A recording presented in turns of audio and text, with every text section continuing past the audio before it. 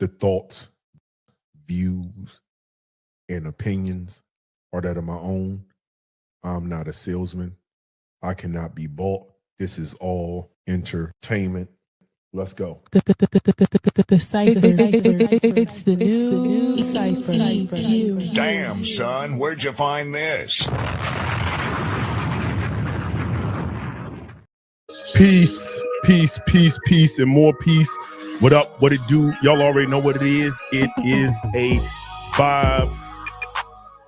It's your host, EQ, EQ, coming live from Pretty Girl County, Maryland, Prince George's County, Maryland. What up? What it do? The cipher. It's the new cipher. How y'all feeling? It's been a minute. I miss you.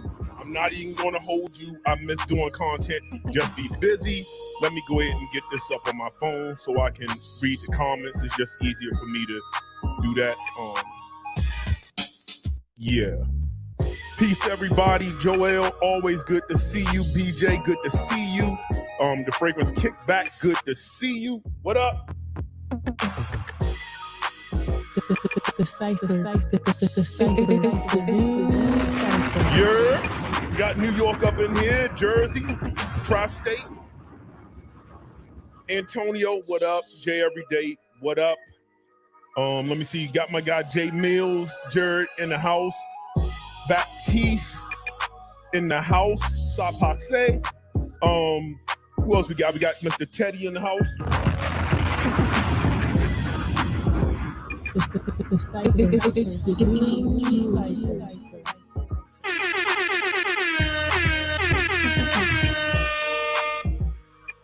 We're going to be talking about a lot of things today. A lot. We'll see. You know, I've been doing the 3-hour things. Y'all know how I break everything up. So we're going to be doing first impressions first, but we'll get into that. Let me make sure I'm hydrated. Y'all already know. Listen, they should sponsor me for today's video. Lotion. Always drink water and use the right hydrating lotion, I don't want to be in 4K ashy.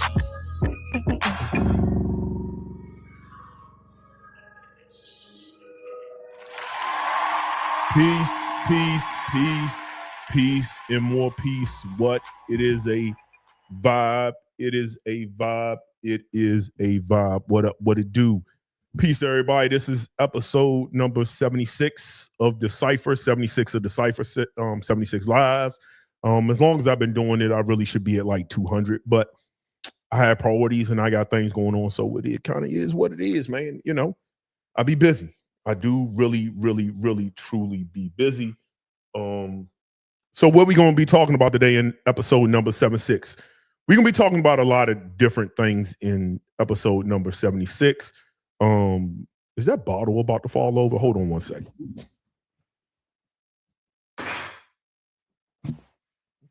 Yeah, that was going to be a disaster waiting to happen. So what's some things we're going to be talking about? We're going to be talking about, let's see what we got here.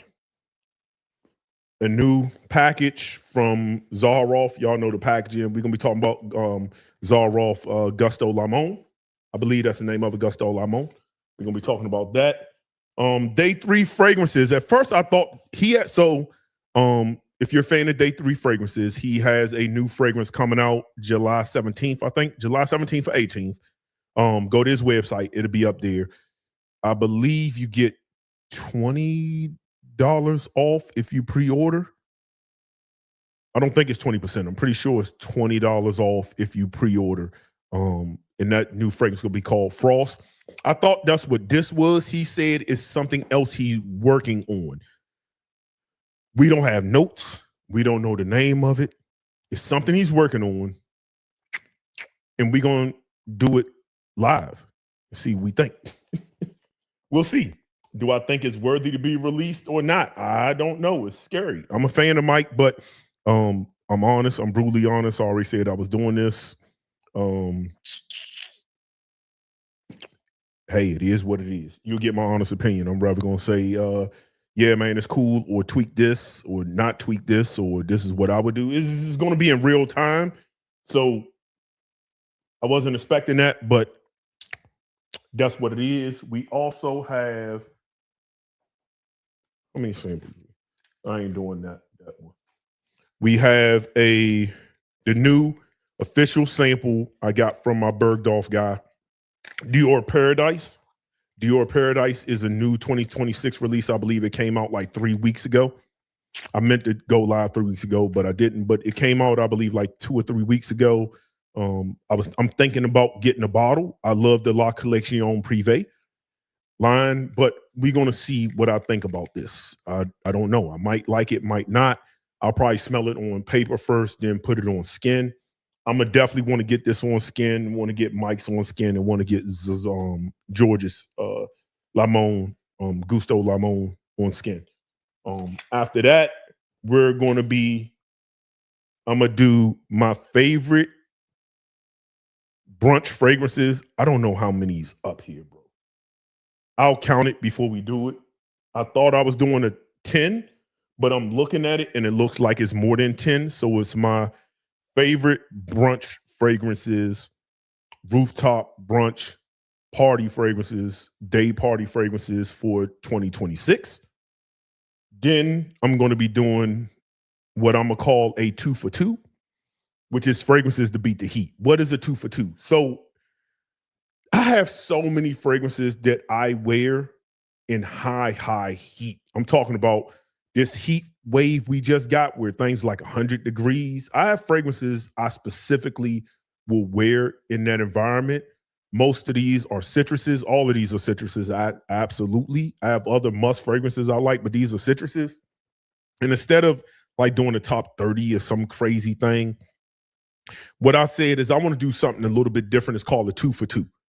What that means is I'm going to take 2 fragrances from a house and talk about those 2 fragrances I will wear in high heat. So I don't know what I'm going to name that video. I think it'd just be fragrances to beat the heat.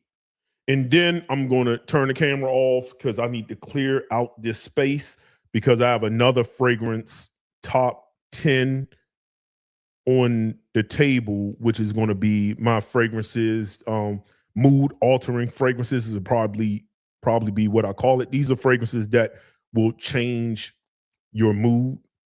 They're mood enhancing fragrances. That's what I'll probably call it, mood enhancing fragrances. Fragrances that I just like wearing during the summertime, springtime, that just literally will alter the way you feel. So we're going to do those. So with that being said, let me take a sip. And y'all know how I do it. I do everything now so I can do a quick edit and then reduce them individually. Normally it's like a 3-hour live. A lot of people ain't gonna be around for 3 hours, but if you want to catch the snippet, the replay, cool. If you want to catch snippets, because the last live I did, I'm about to, start working on the edits to that. So hopefully this week from the last live, those snippets will come out. They should have been out, but hey, it is what it is. So let me see. All right, I'll do these in 3 individual first impressions. And what was that?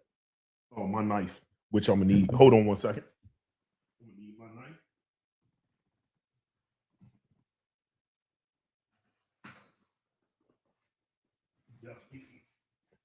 Definitely need that. Definitely need my knife. Yeah. So we'll set that there. All right. Got some water. Everybody in. Let's get to it. I guess let's do Dior first because it's a little sample. We'll do Dior, Zaharroff, day 3 fragrances. Then we'll get into that top 10 list. Everybody in here, 75 people in here. It's kind of light. It's kind of my own fault because I'm not consistent. We used to having about 130, 150, 170 people in here. So it's kind of a light day. Such is life. Some people just gonna catch the replay. The replay pretty much get about 3K, give or take. So I do appreciate that. Anyway, don't forget to hit the like button. I will be doing intermissions throughout the thing, and if the likes aren't up to par, I will stop or end the live. It is what it is. I don't have nothing to lose. I'm not that pressed. So anyway, all right, let's get to it. The first one. All right. Peace. I appreciate you joining me today on today's video. I'm going to be giving you my first impressions on a 2026 release from the House of Dior, La Collection Privée. And this is Dior Paradise. Right here, I have an official sample that was sent to me from my Bergdorf Connect. And I say Connect because I purchase full bottles. It's good to sometimes pay retail for things, because you will have relationships and connects where you can just get things sent to you that you want to try before you buy. Matter of fact, I have a whole box of fragrances from fragrance houses most people I don't even think reviewed, of samples I need to get to, that I have literally over there somewhere. Like a huge box. He just sent me, like, I don't know, it's like he went in everybody's department, started throwing things in. Anyway, y'all didn't come here for that. Y'all came here to see what my first impressions on Dior Paradise. Is it worth it? Is it a good release? We all know that Francis Kurkdjian has taken over as creative director over at the House of Dior. So we'll see. This is supposed to be, if I'm not mistaken, an amber fragrance, a citrus amber fragrance. I'm not looking at the notes at this time, but I'll give you my first impression thoughts. Is it bottle worthy for me? Is it something I'm gonna add? Did it blow me away? I'm going to first put it on paper, and then I'll put it on skin, and we'll see where we go from here. So with that said, let's go ahead and get to it. I don't need to show the bottle or nothing like that because it's not a full bottle. Nobody cares about that. So let's see how it smells on paper for the first impressions.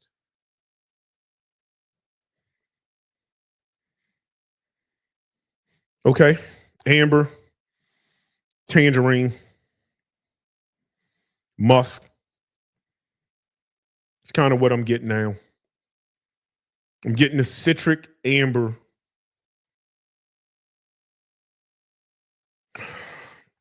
It's not as citric as one of my favorite amber citrus fragrance, which is Rive d'Ambre from Tom Ford. Rive d'Ambre is citrus, some green notes, some woods, amber.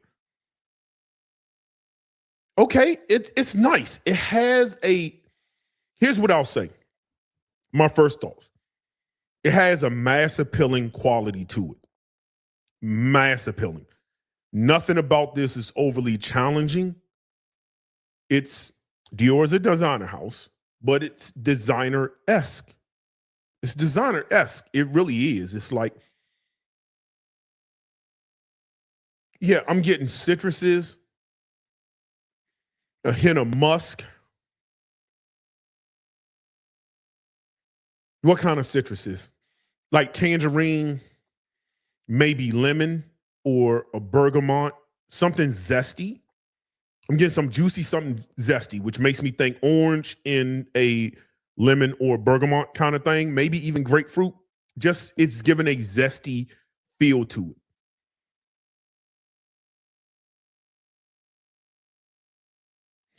A hint of, like a little hint of smoke, a hint, nothing crazy, like some incense or something. They typically have that DNA throughout, like Tabaccalar, Santal Noir. Trying to think which other fragrances he has that in the Dior line that has a little bit. I think Vanilla Diorama might have a little bit of that too. I mean, it's nice. Is it challenging enough for me? Is it bottle worthy for me on paper? Yeah, I don't know. It smells kind of one-dimensional here. It's good though. It's good. It's definitely a compliment getting fragrance. It's easy to wear. Go out on a date. Wear it. Would I wear it in the hot heat? Probably not. 80-degree weather, nighttime. It smells like it's going to have some legs to it. I mean, I like it. I don't know if I love it to pay $3 something for 100 ml. I don't know if I love it that much. It's the same reason I don't have Dior vanilla diorama. It's good. It's just wasn't bottle worthy for me, but it's good. Um, I believe there's another fragrance he had that came out before vanilla diorama. I believe there's one more. I can't think what it is, but it's good. I just don't for 320 in this juncture, I just feel like I don't know. Let me put it on skin. I mean, it gives me Reeve the ombre a little bit without the green notes.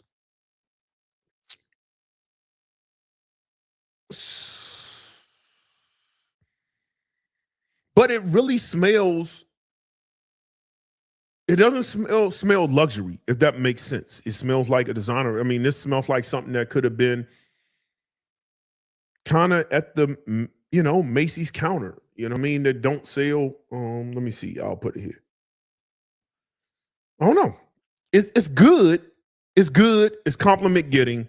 You'll wear it out. It'll work. Is it worth the 300 because these aren't discounted? I don't know. It's more like a $190 fragrance kind of to me. You know what I'm saying? It's good, bro. It's good. It's good. It's just not. I don't know. For 320, it smells like something Bond Number 9 would do, if that makes sense. Like some Lafayette Street kind of thing. Not that it smells like Lafayette Street. I mean, just Bond Number 9 makes fragrances I think are just kind of like they cool. It's good, man. If you wear this, it's going to turn heads. Is it bottle worthy for me? I don't know. I'm going to have to wear this. I'm going to have to wear it. What I will say is this. It has a nice pop off of skin. I love the way it smells off of skin. It didn't change up that much from paper to skin. I mean, on my skin, I get amber. That's not overly resinous. It's a little bit more vanillic. Maybe a hint of like a little bit of ambergris with amber kind of thing. It's vanillic. It's sweet. It's sultry. It's kind of one-dimensional. It's one-dimensional. I don't know, man. That's a hefty bill to pay for something just to say, hey, I want something just to get compliments. I don't know. Is it bottle worthy for me? It may make its way only because there's a signature scent quality where I can see myself wearing this in the wintertime. And I can see myself wearing it in that transition weather from summer to autumn. And I can see summer nights putting this on. And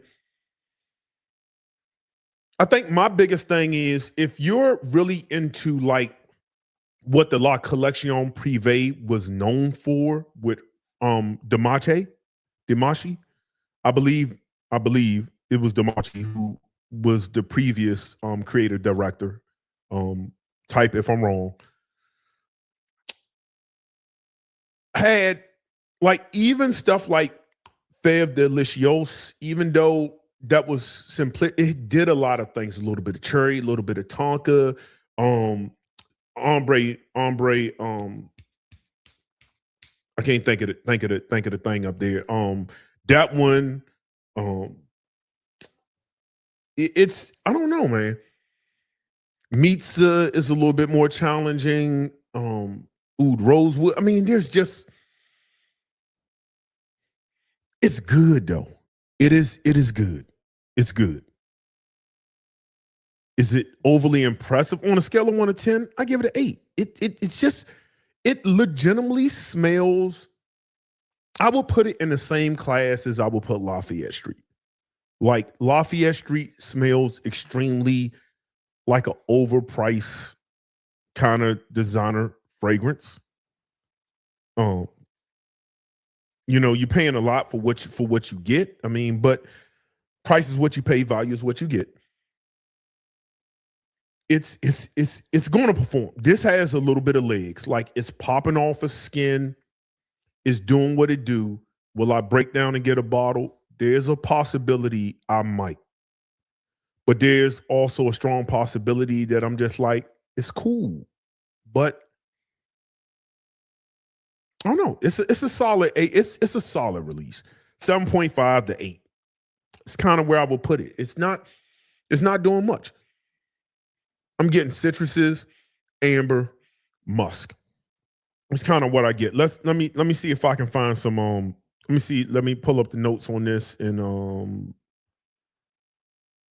let me pull up the notes on this and just see what notes we get, and we'll take it from there, and I'll give him my thoughts, and I might come back to it, but I don't know. It's cool. That's where I'm at right now with it is Dior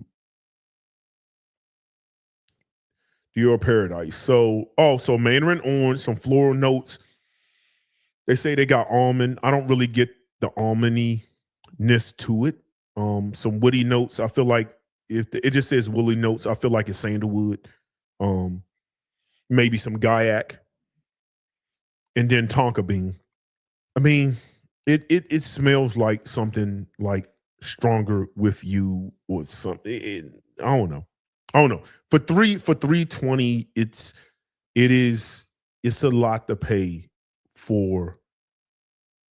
It's a lot to pay for what it is in the grand scheme. It is. It's a lot. It's not like you're going to find these at discounters. That's so okay. Let me gather my thoughts. So now that I'm smelling it, this is my thoughts right now. Now, keep in mind, this is a first impression. I can change my mind for the better or for the worse over time. My initial thoughts is it's extremely simplistic. It smells extremely basic, although really, really good. If you're looking for a fragrance that's going to get you compliments, get you noticed, draw people in, this is it. The question is, do you want to pay $3 something for a fragrance that's just that simplistic? Now, that's up to you. As I always say in videos, value is what you get, price is what you pay. That's something you have to get your mind around. But I also think that a lot of Louis Vuitton fragrances are just as simplistic. It is a luxury fragrance, which means you're going to pay luxury price. Do I think it's overpriced for what it is? Yes, I think it's overpriced for what it is. Does that mean I won't have a bottle at some point? No, I still might have a bottle, even though I'm going to acknowledge that it's still overpriced for what it is. It's really simplistic. I just looked at the notes. Seems like you have mandarin orange, some floral notes, some tonka, some almond, some woody notes, which I feel like a lot of the woodiness, I'm getting something really creamy, which could be part of the almond, but I also think that can be a little bit of sandalwood in that. Pound for pound, I'm gonna give this right now. I'm gonna give it a 7.5, only because the price for what you pay, kind of for what you get. It smells like something you can find at a basic lower level designer counter. I'm gonna be honest, it smells like that. Even the juiciness of the tangerine, it's not like I'm smelling this and I'll be like, ooh, like the notes just smell like it costs more. No, it really doesn't smell like it costs more. I would put this how I feel about most Bond number 9 fragrances, where I feel like they're overpriced for what you get. There's a couple of other fragrance houses I put into this category. But is it good? Yeah, it's good. It's solid. Am I blown away by it? No, not really. Not really. I'm not blown away by it. Not for the price that I'm getting it for. Will I have a bottle? Possibly. Performance, I can't give you the whole performance. Well, what I can tell you is it is not shy coming off skin. It's not shy. It's popping. So it feels like a fragrance that at minimum is going to give me 7 hours. At a minimum. Again, I'm going to wear it a little bit longer. I'll figure out as I wear it outside. I might wear it to the gym tomorrow just to see what it does with my body temperature. We'll see. I could change my mind. I might come back in a week or two and give my full thoughts on it after I've worn it. But right now, it's just solid. I'm not necessarily blown away by it. I don't think it's nothing groundbreaking. And as I said, it smells like something you can find on a Macy's counter for like $180 in the Sauvage kind of category. Pound for pound, that's my thoughts. That's my thoughts on the 2026 release of Dior Paradise. Smells good, overpriced. Will I have a bottle? Maybe, maybe not. Just being tune in for my full review of it if I decide to do that. With that being said, peace. All right. I'll edit that up so it don't seem like I'm rambling, but I don't know. It's good, guys. It's good. Let me read some comments and see if y'all have any questions or my thoughts on this fragrance. Please don't forget to hit the like button if you're in. Let me see if anybody's 118 people. Okay. Appreciate y'all coming in. Please hit the like button. Somebody said you worn that Beach Giza Cocoa Moon at all this summer. No, I haven't reached for it yet this summer. I'm gonna be honest. I haven't reached for it yet. I thought about it the other day, but I haven't. What's up, good people? What's up, my guy? Got my guys in here. So that's my thoughts on Dior Paradise, y'all. If anybody got any questions on Dior Paradise, what they think, I'm gonna be honest, y'all. To me, it's kind of overpriced what you get. Don't mean I won't have a bottle. It's good. I can see influencers doing videos and saying how good it is and how juicy, delicious it is and all that. I can see it, and I wouldn't consider them lying if they said that. It's not a lie. It is. But I also think it smells like something like for what I'm used to from the La Collection Privé, it doesn't even smell like even when I think about some simplistic Boudicca fragrances, like it's just certain notes. It might not be all the notes. Maybe it's the oud, maybe it's the rose, maybe it's the jasmine, maybe it's the musk. It just smells rather expensive. It doesn't even really smell like overly expensive. Again, it smells like something Bond Number 9 would do. It's cool. It's cool. Will I have a bottle? I don't know. I don't have a bottle of vanilla diorama either for that same reason. It's good. It'll get compliments. It didn't wow me. If I have everything I want, like I got all the Rajas I want, I explored some of the houses and I just want to pick it up just to add to the La Collection Privé. That's a possibility, but I don't know if I see that happening. I don't feel like I'm missing out. If this fragrance got discontinued tomorrow, I don't feel like I would miss out on not owning it. It doesn't give me FOMO feelings. That's how I feel about that. Moving on. Okay, we're gonna do a video from the house of Zaharroff on Gusto Limone. So we'll see what that smells like. I know it's a summer fragrance, so we'll see. We'll see what that smells like. So. And then we're going to do one from Day 3 Fragrances, which we'll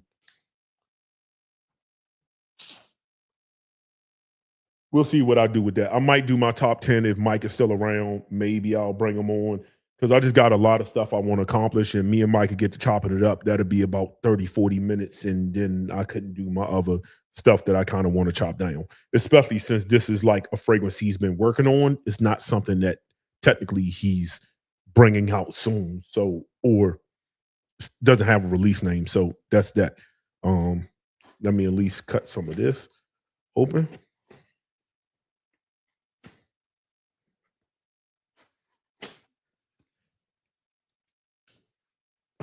And let's get to the next first impressions, which I think I will do an edit and drop a video on. All right, let's go. Peace. I appreciate you. Peace. I appreciate everybody tuning in. On today's video, I'm going to be giving my first impressions on a new fragrance from the house of Zaharroff, and that should be from his signature line, and it's called Gusto Limone. Now, I haven't opened the box. This box just came in, I think today, actually. It just came in today, so this is my first time opening the box, and we're going to see what my first impressions. As with all things, remember, this is the first impressions. My mind can change. I'm not going to be able to really give you longevity on the first impressions because it's just I'm not worrying. I'm just giving you my initial thoughts. as I'm doing the live, so I'm doing the live for anybody who's watching this, which my lives go for about 2 or 3 hours. I'm going to end up putting this on Skin, and I might have another edit as far as if you see seconds later, I start talking about the late dry down. It's because I came back and like from an editing purposes, hours have passed, and I'm giving you my thoughts on that. Anyway, let's see. It's wrapped in plastic. I love the box. I love what George does with his boxes presentation. He puts a ton of effort into his presentations. He cares about his product, and to see where George has come from with his original signature pour home to what he has done with the Zed creators and just with his signature line, I think has been nothing short of amazing, and he's really stepped out of the box. So we'll see. I didn't watch any videos. I didn't watch his video, no videos from Justin, no videos from Raw. Like, I've ignored all their content because I don't want to be swayed by any of it. So it opens up, as most people know what George's fragrance is, and it has the plastic on it.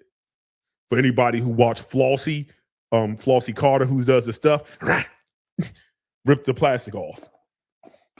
Let me see. Any notes on the box? No notes on the box, and I didn't. Let me see. Is paper? Is there paper here? Most time it normally comes with a card. No. So I have no notes, which is fine. I like going blind anyway, and we'll see what this smells like. Again, I'm going to put it on paper first, and then we'll put it on Skin. So I'll give you my thoughts. With a name like Limone, I expect it to be zesty lemon. Oh, okay. I'm getting a tropical fragrance.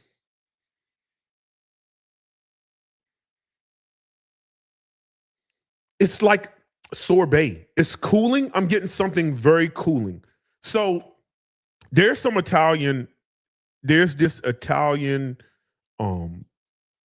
spot in Maryland near the Kentlands that I go to. And they have gelatos. And it's this one lemon kind of thing where it's like a lemon gelato, but then it's like this yellow topping on top of it, like lemon. I'm kind of getting that. It has a tropical feel to it, like ocean breeze. It's like in the wheelhouse of fragrances like God of Fire, kind of, but with lemon without mango. Damn. A couple things I like about this right now is it smells like it got legs. It's almost like George. So anybody know how I've talked about Citrine, how that was like his first really like citrus fragrance. And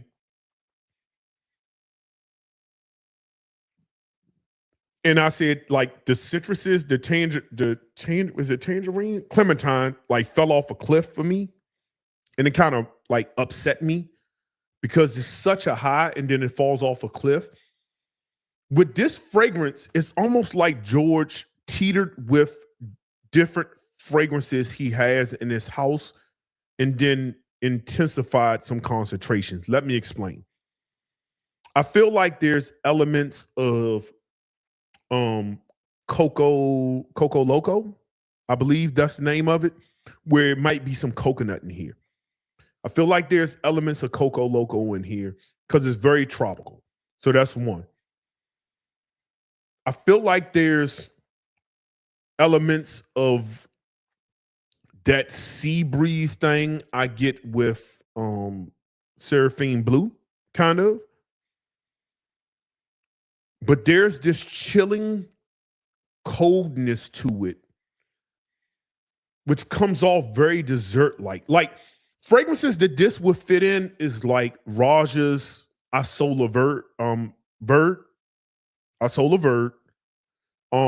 Maybe a little bit of God of Fire-esque. It's sharp. Instead of mango, it's sharp, it's sweet, it's ambery, a little bit of woods. It's good.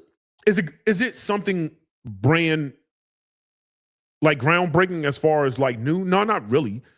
Because I say it gives like remnants of other fragrance that exist. But I like the lemon Italian dessert cooling, chilling thing that's going on with this. Damn, that's good, bro. That's good. Not groundbreaking, but that's good, bro. That's good. That is good. While that's set, damn, I like the way that smells on skin. Sheesh. Let's see what some notes say about this.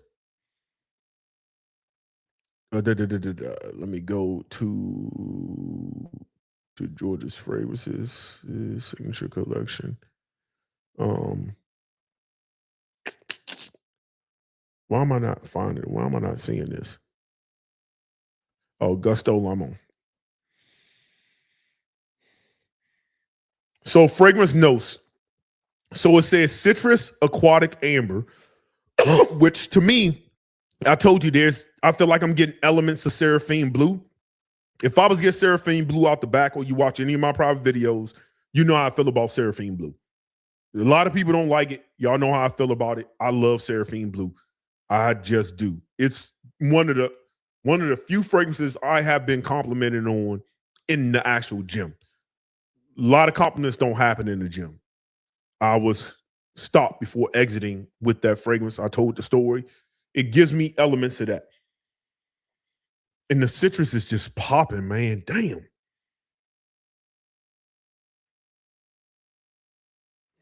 Yeah, I like that.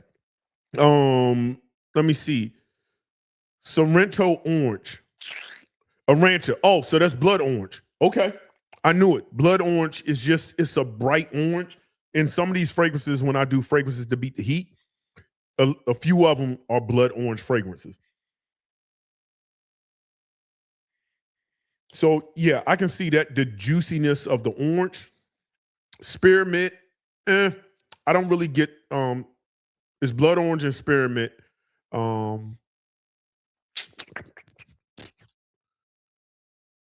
Then you got Sorrento, Limone di Sorrento. I don't know if that's a like a gelato kind of cooling drink. Maybe that's, I don't know. Let me see if I can Google that. Let me see if I can Google that real quick. I want to know what that is. Because I told you it smells almost like a dessert, like a sorbet. Is what it smells like to me.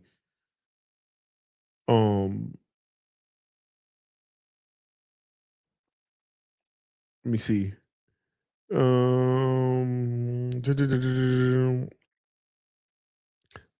Okay, it's just like Italian lemons.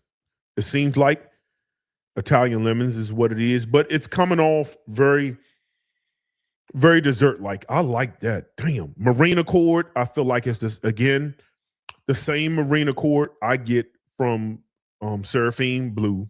I feel like he's using the same Marine Accord. I like that. If you don't like that, you might not. White pepper base, not really getting pepper. Incense, not getting ember. Incense, white amber.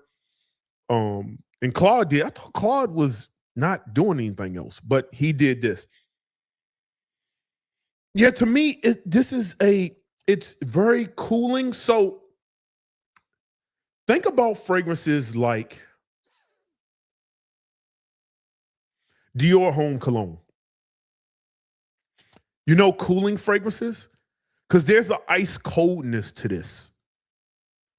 And it's like, it reminds me of like Dior Home Cologne.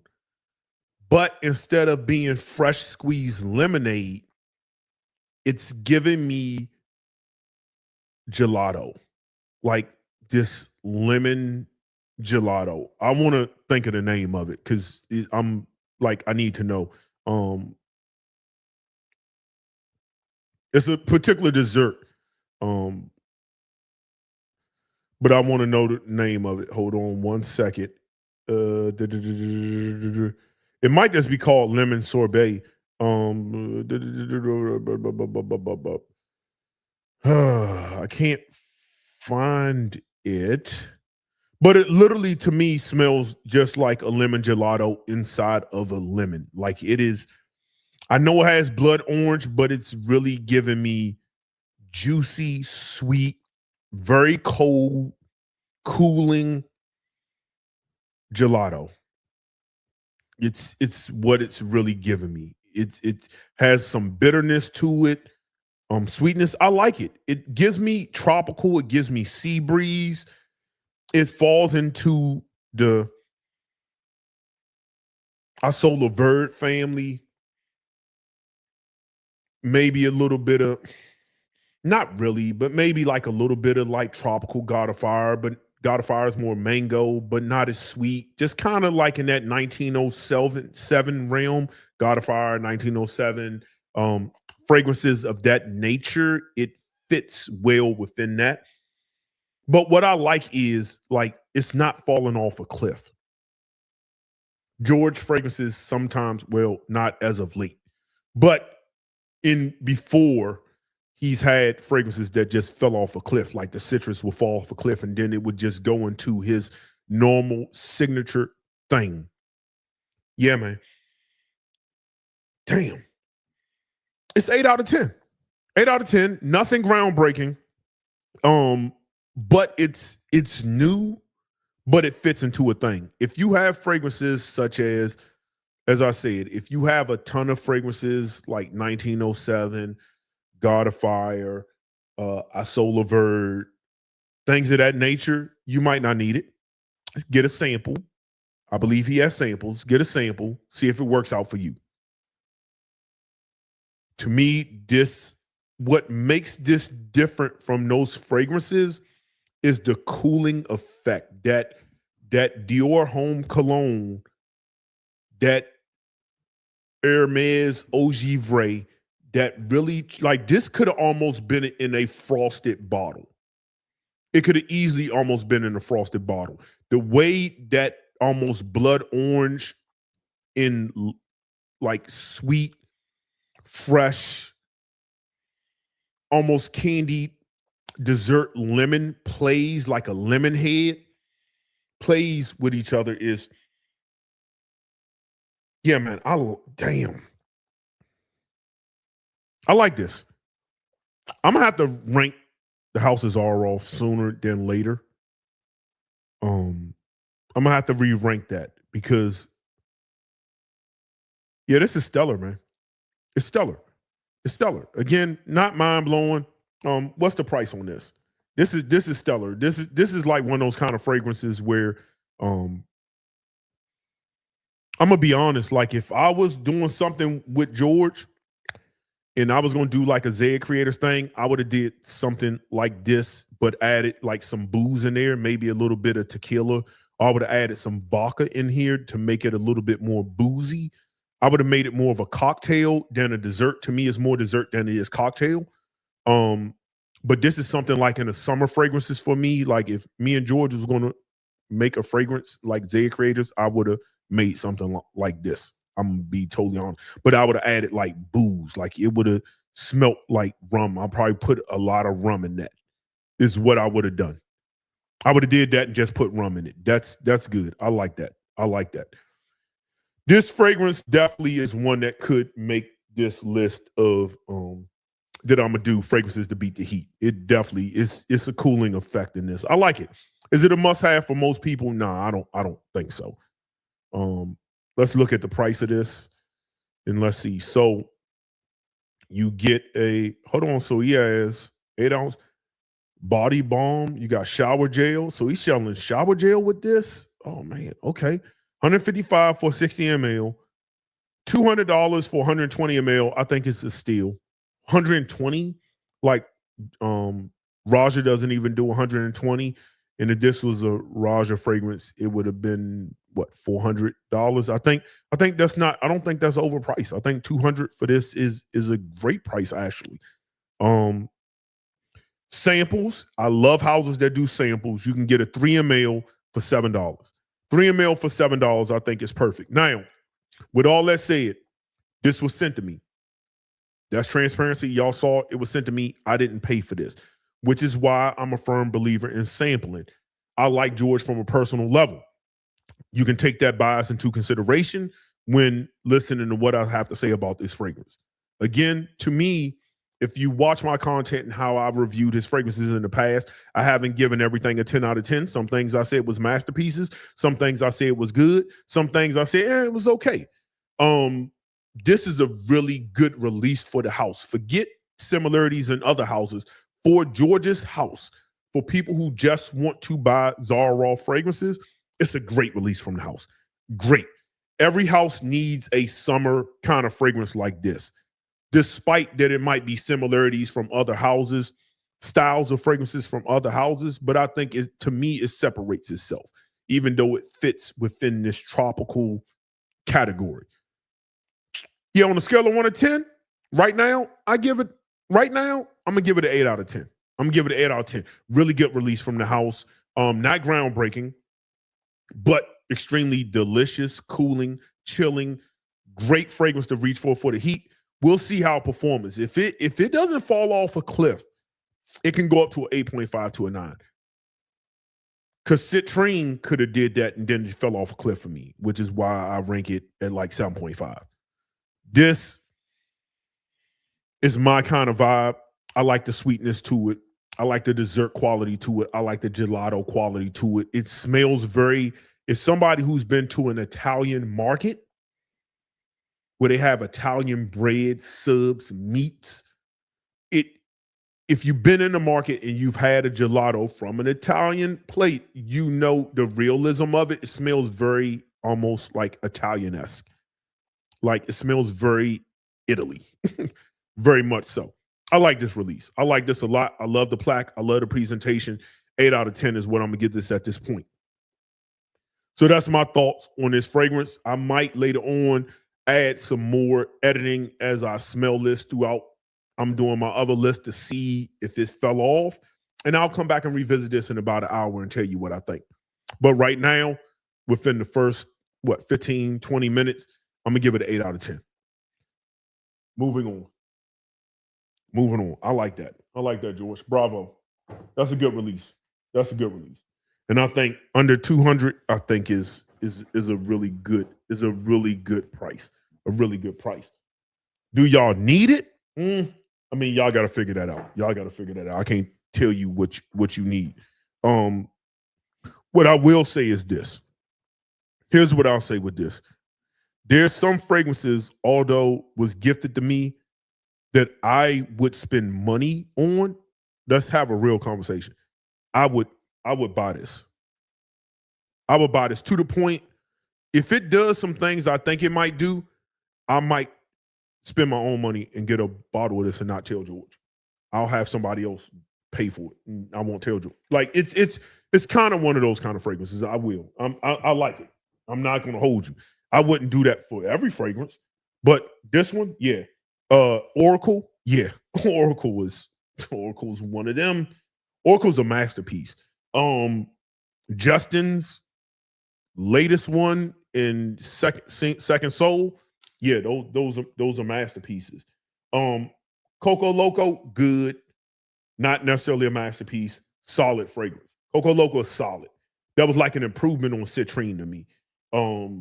Seraphine Blue, Red, good. Seraphine Musk,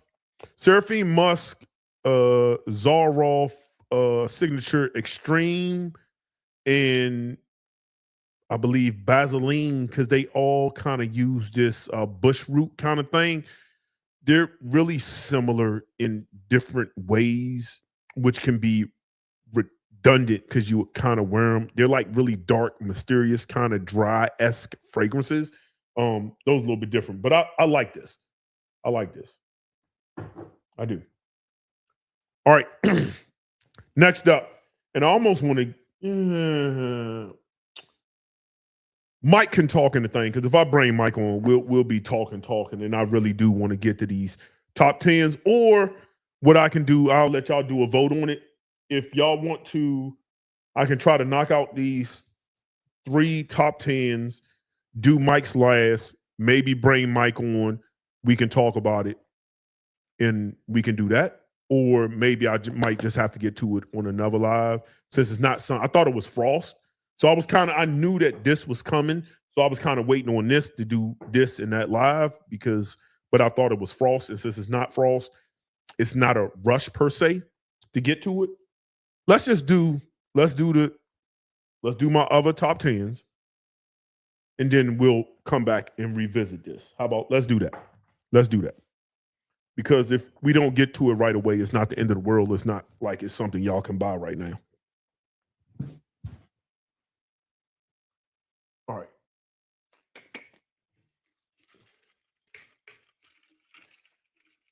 Dame said Mike's first impressions didn't talk. All right, let me do Mike's. I think all y'all. I mean, Mike's here.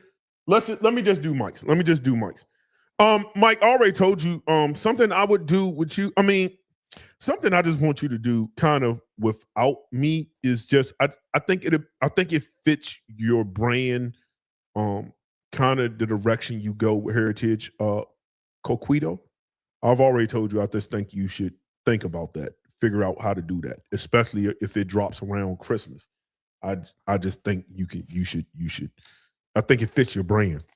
It fits everything you have going on. It makes me, when I think of something like that, I think I wouldn't want anybody else doing that. I'm gonna be totally honest with something like that. That's so cultural thing, because I believe your wife's Dominican. So something that's so cultural, I don't really want to see like European. Like I'm gonna say the thing out loud. I really don't want to see certain brands kind of like messing with certain cultural things to a certain degree. I just kind of don't. I get it, not without you doing it first. That's just me. I think any of the brands who have any kind of Cuban, Puerto Rican, Dominican, Latin heritage, I think should take that challenge on. I think it fits y'all brands. I would like to see y'all do it before I see somebody else kind of like tackle that. That's my personal opinion. It can be a wrong opinion. It can be not politically correct, but I don't really personally care. Y'all know how I get down. So what I would do, you and I mean, I've already said if I think if I'm going to do a fragrance with anybody, I don't think it's a secret that I'm all about vibes. I'm all about partying. I'm all about nightlife. I'm all about situations. And I'm all about spirits, boozy, cognacs, whiskeys, gin, cocktails. I'm a cocktail guy. And I know like Killian kind of already does it with his liquor line, but it would kind of be in competition with that, because I would just be doing like cocktail kind of drinks, because I think you can do a nice cocktail drink. I have a couple in mind. I'm not going to say out loud because somebody might take ideas, but I would do, like in the summertime, I would do a cocktail. That's why I said like I would do something like this, but I would have added like a bunch of Blanco, like a bunch of rum in this to make it like extremely boozy. Because then I would think like being on the beach, day party, all white party on the beach, on the island, somewhere like that. I would have did the same thing with this, but added like really, really good booze, maybe a little bit of grenadine or something in here. Like I would have just took this in like for a summer cocktail. Yeah, I would have did something like that. Wintertime, a whiskey, a cognac, a bourbon kind of thing, an old fashioned, but an old fashioned way I want it. I would think about fragrances like that. It's kind of where I would kind of go.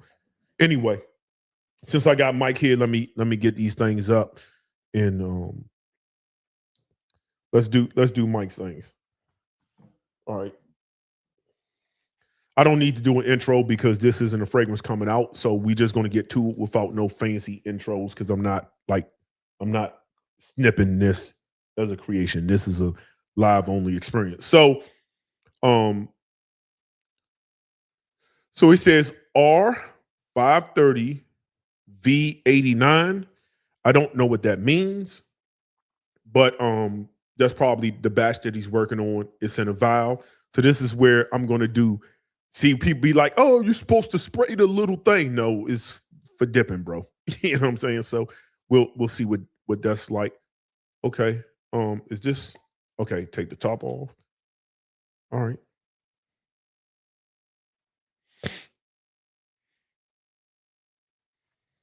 Let's see. Kind of some stuff. What we getting? Don't put no notes or nothing in there yet, Mike. Excuse me.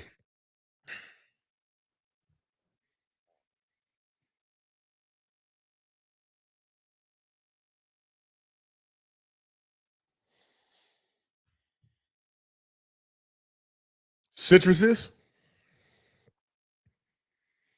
I'm getting something fresh.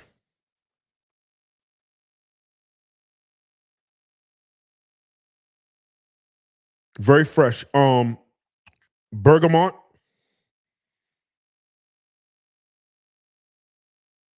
Definitely bergamot.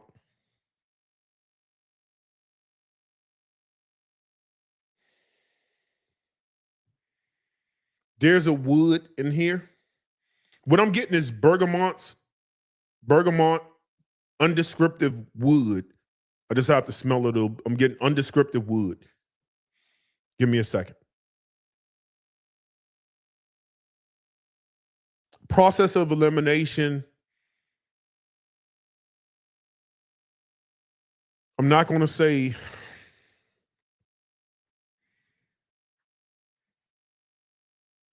I feel like maybe a little bit of oak moss. I don't get patchouli. It could be oak moss or cypriol because I'm getting this dry woods, but I don't believe it to be oud. So bergamot, dry woods, which to me could be maybe a little bit of cypriol oil, or because technically, I mean, I don't know if Mike has to follow IFRA that much because he's kind of independent, but I know a lot of people aren't using oak moss or large amounts of oak moss due to IFRA. So it could be like an oak moss accord using various different woods to create that accord.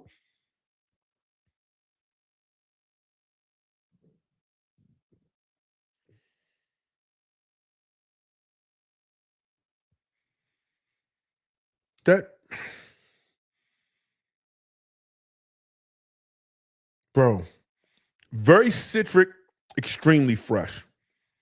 Yeah, bergamot up top.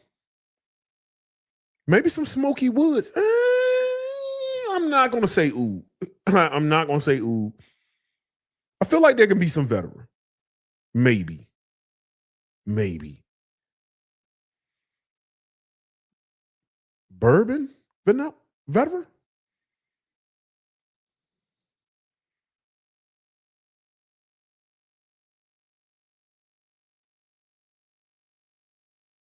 There's a white floral in this.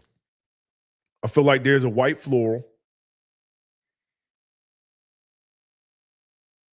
So the bergamot is extremely juicy, almost wet. I don't know if he's using like an ambergris or ambroxan, or if he did a Quentin, not a Quentin Beach, a Jacques Cavalier where you use something like Lily of the Valley or something like that, some sort of floral to give it this wetness where it's like not aquatic, but it is. Maybe a little bit of ambergris to add in there. Damn.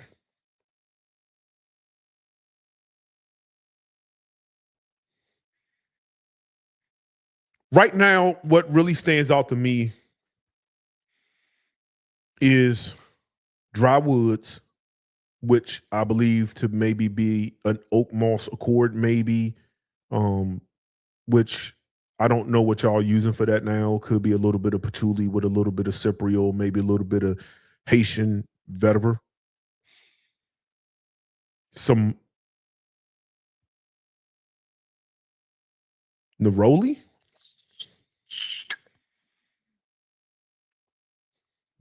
Neroli? Is that you? Bergamot neroli?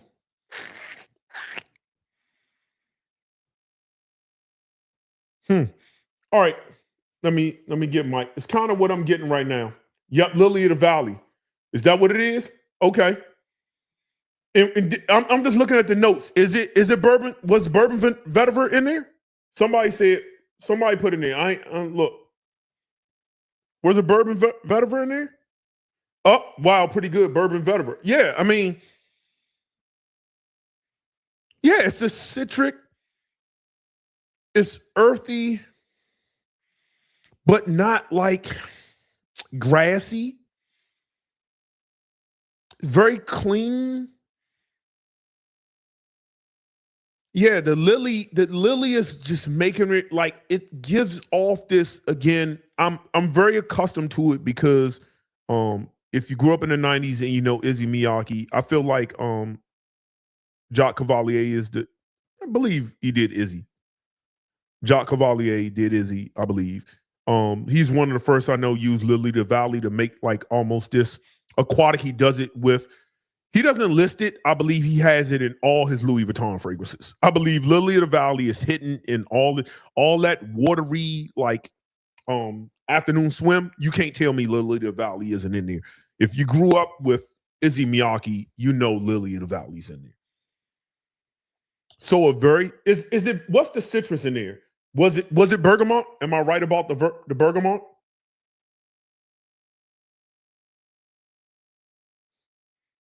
Maybe bergamot with,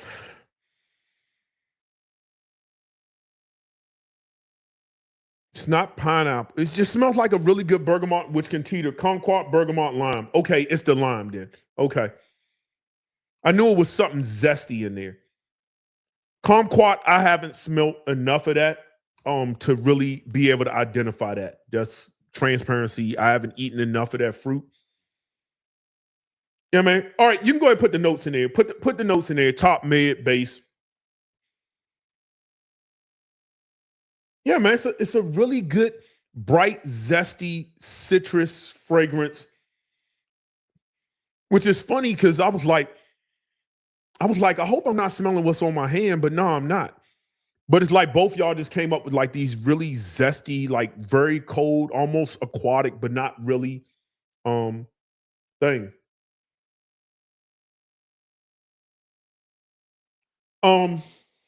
Yeah, why not? Mike, could you come on for a minute? Are you kind of set up or you need a minute? Because I would like to bring you on, talk about, and we'll get to whatever. If I don't get to these top tens, it is what it is. I want at least to get to one or two because I need to edit it. And do you have the ability to come on, or you kind of got to get? You ready? All right. Let me we're gonna bring Mike on. Let me get him a thing. Mike, I'm going to send it to invite guest. Let me bring. I'm gonna send it to your IG since we just finished talking. Yeah, I'm gonna send it to your IG link to bring you on. Yeah, man, that's good, man. That's good, man. That's good. You don't have nothing like this, bro.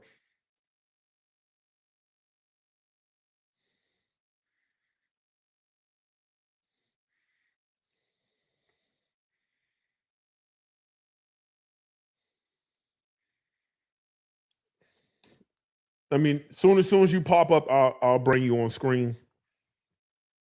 Hopefully, we don't got feedback. I think I have it set up so you can come on.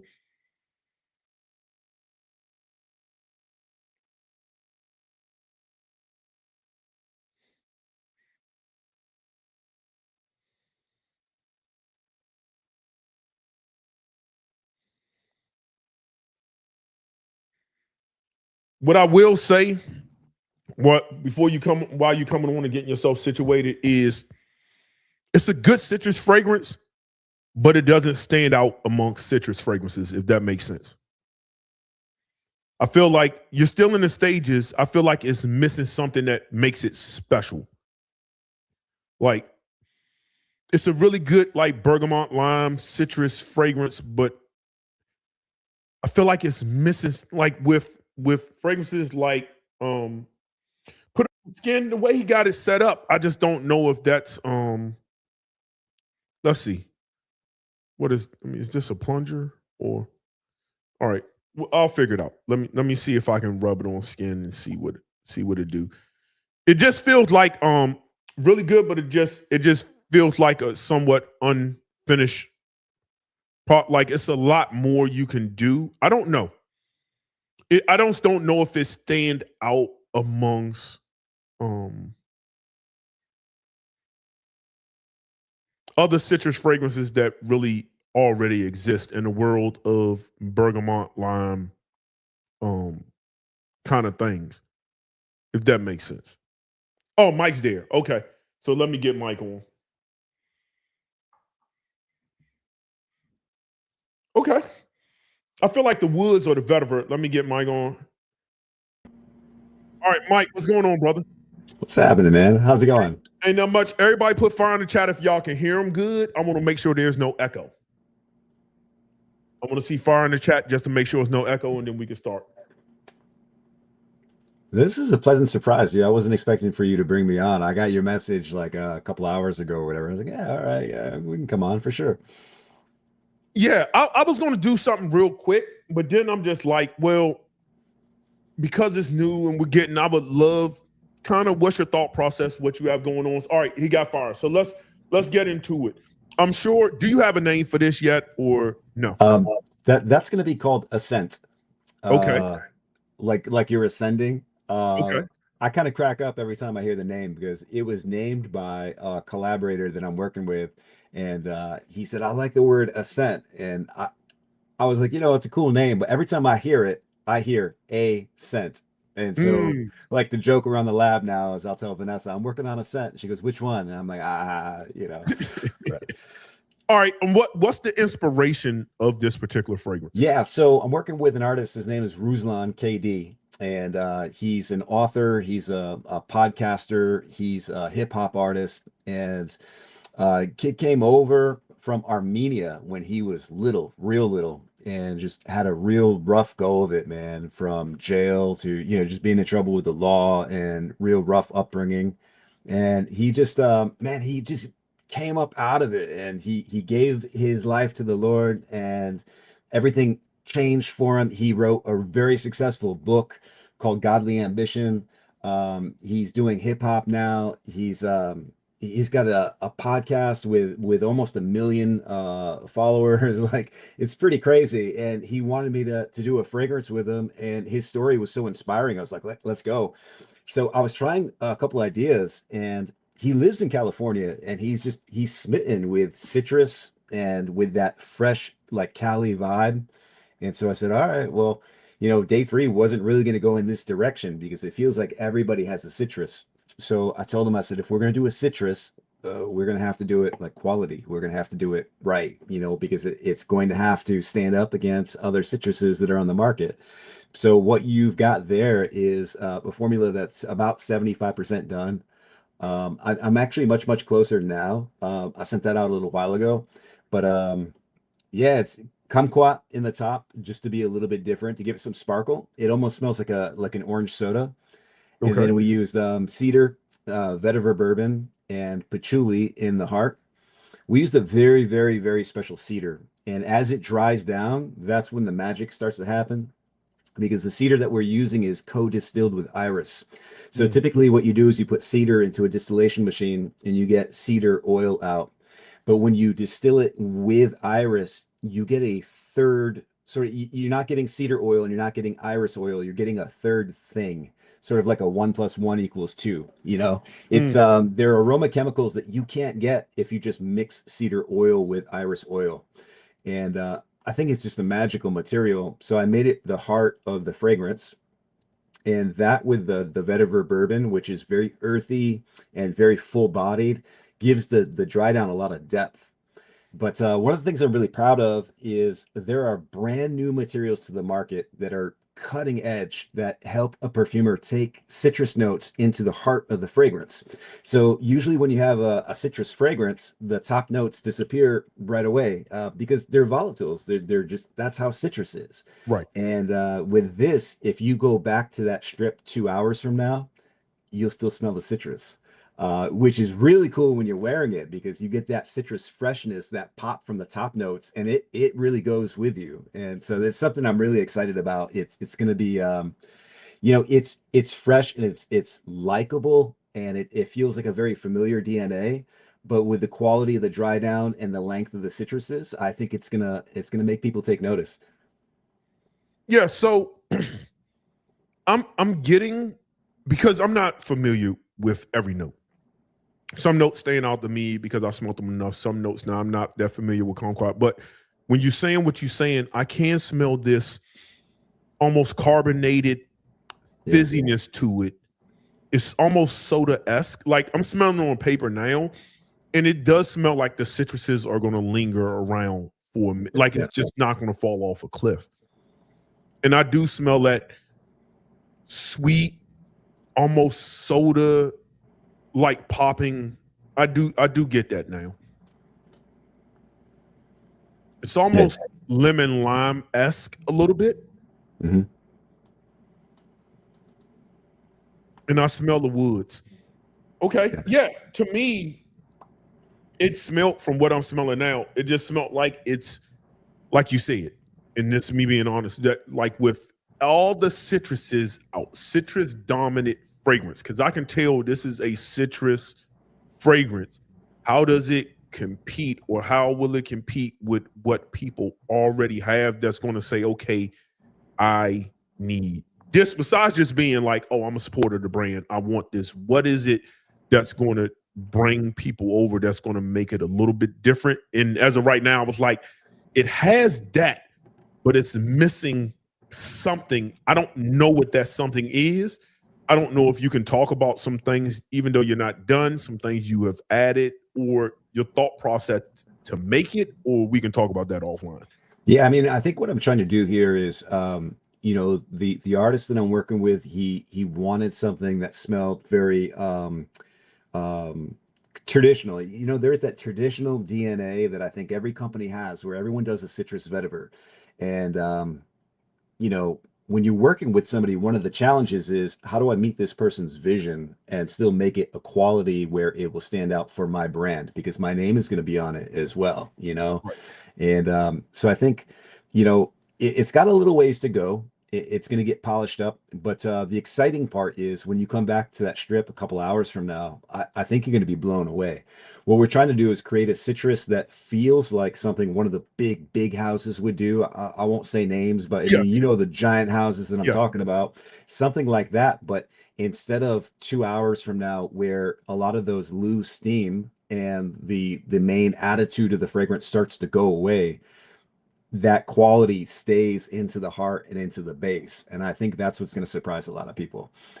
This is not going to be one for those niche heads who are looking for something like crazy off the wall. And we have other things coming out this year that are maybe on the more creative side. Okay. I can't talk about that now, but this is going to be one of those ones where when you want to dumb reach and it's super hot where you're at, you're going to be smelling like citrus all day. Yeah, I can see that. I can see that. I definitely look forward to what vision and direction y'all gonna end up going in. The citrus is definitely popping off the skin. On paper, this is good. Now just put it on paper. It's been on paper longer than skin. Mhm. I like the paper. I want it to smell like the paper on my skin. Because what's coming out of this is, so I've been a big fan. I'm a huge fan of lime. I feel like there needs to be a real acquaintance with lime. That's not the word I'm really looking for, but lime needs to make a comeback. Yeah. Something about lime, when done right, very juicy, watery, tart, yet sweet and tamed. I just think it spells summer. It just feels like summer. Lime feels like summer.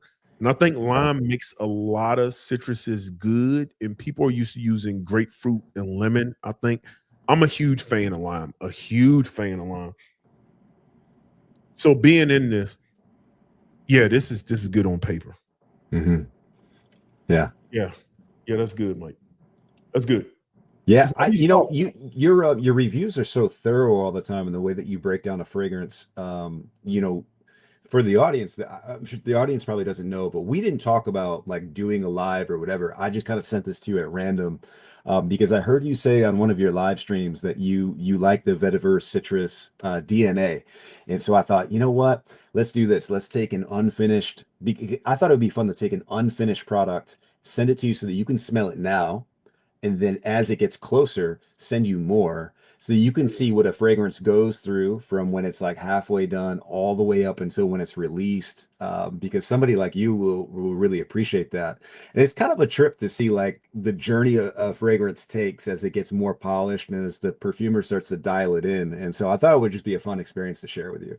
No, I appreciate it. I really appreciate it. Like for the audience, we didn't talk about this. I don't even think Mike even knew I was going to ever do a live on it. I think he was just sending it and saying, hey, just something we was going to talk about offline, like, hey, what do you think?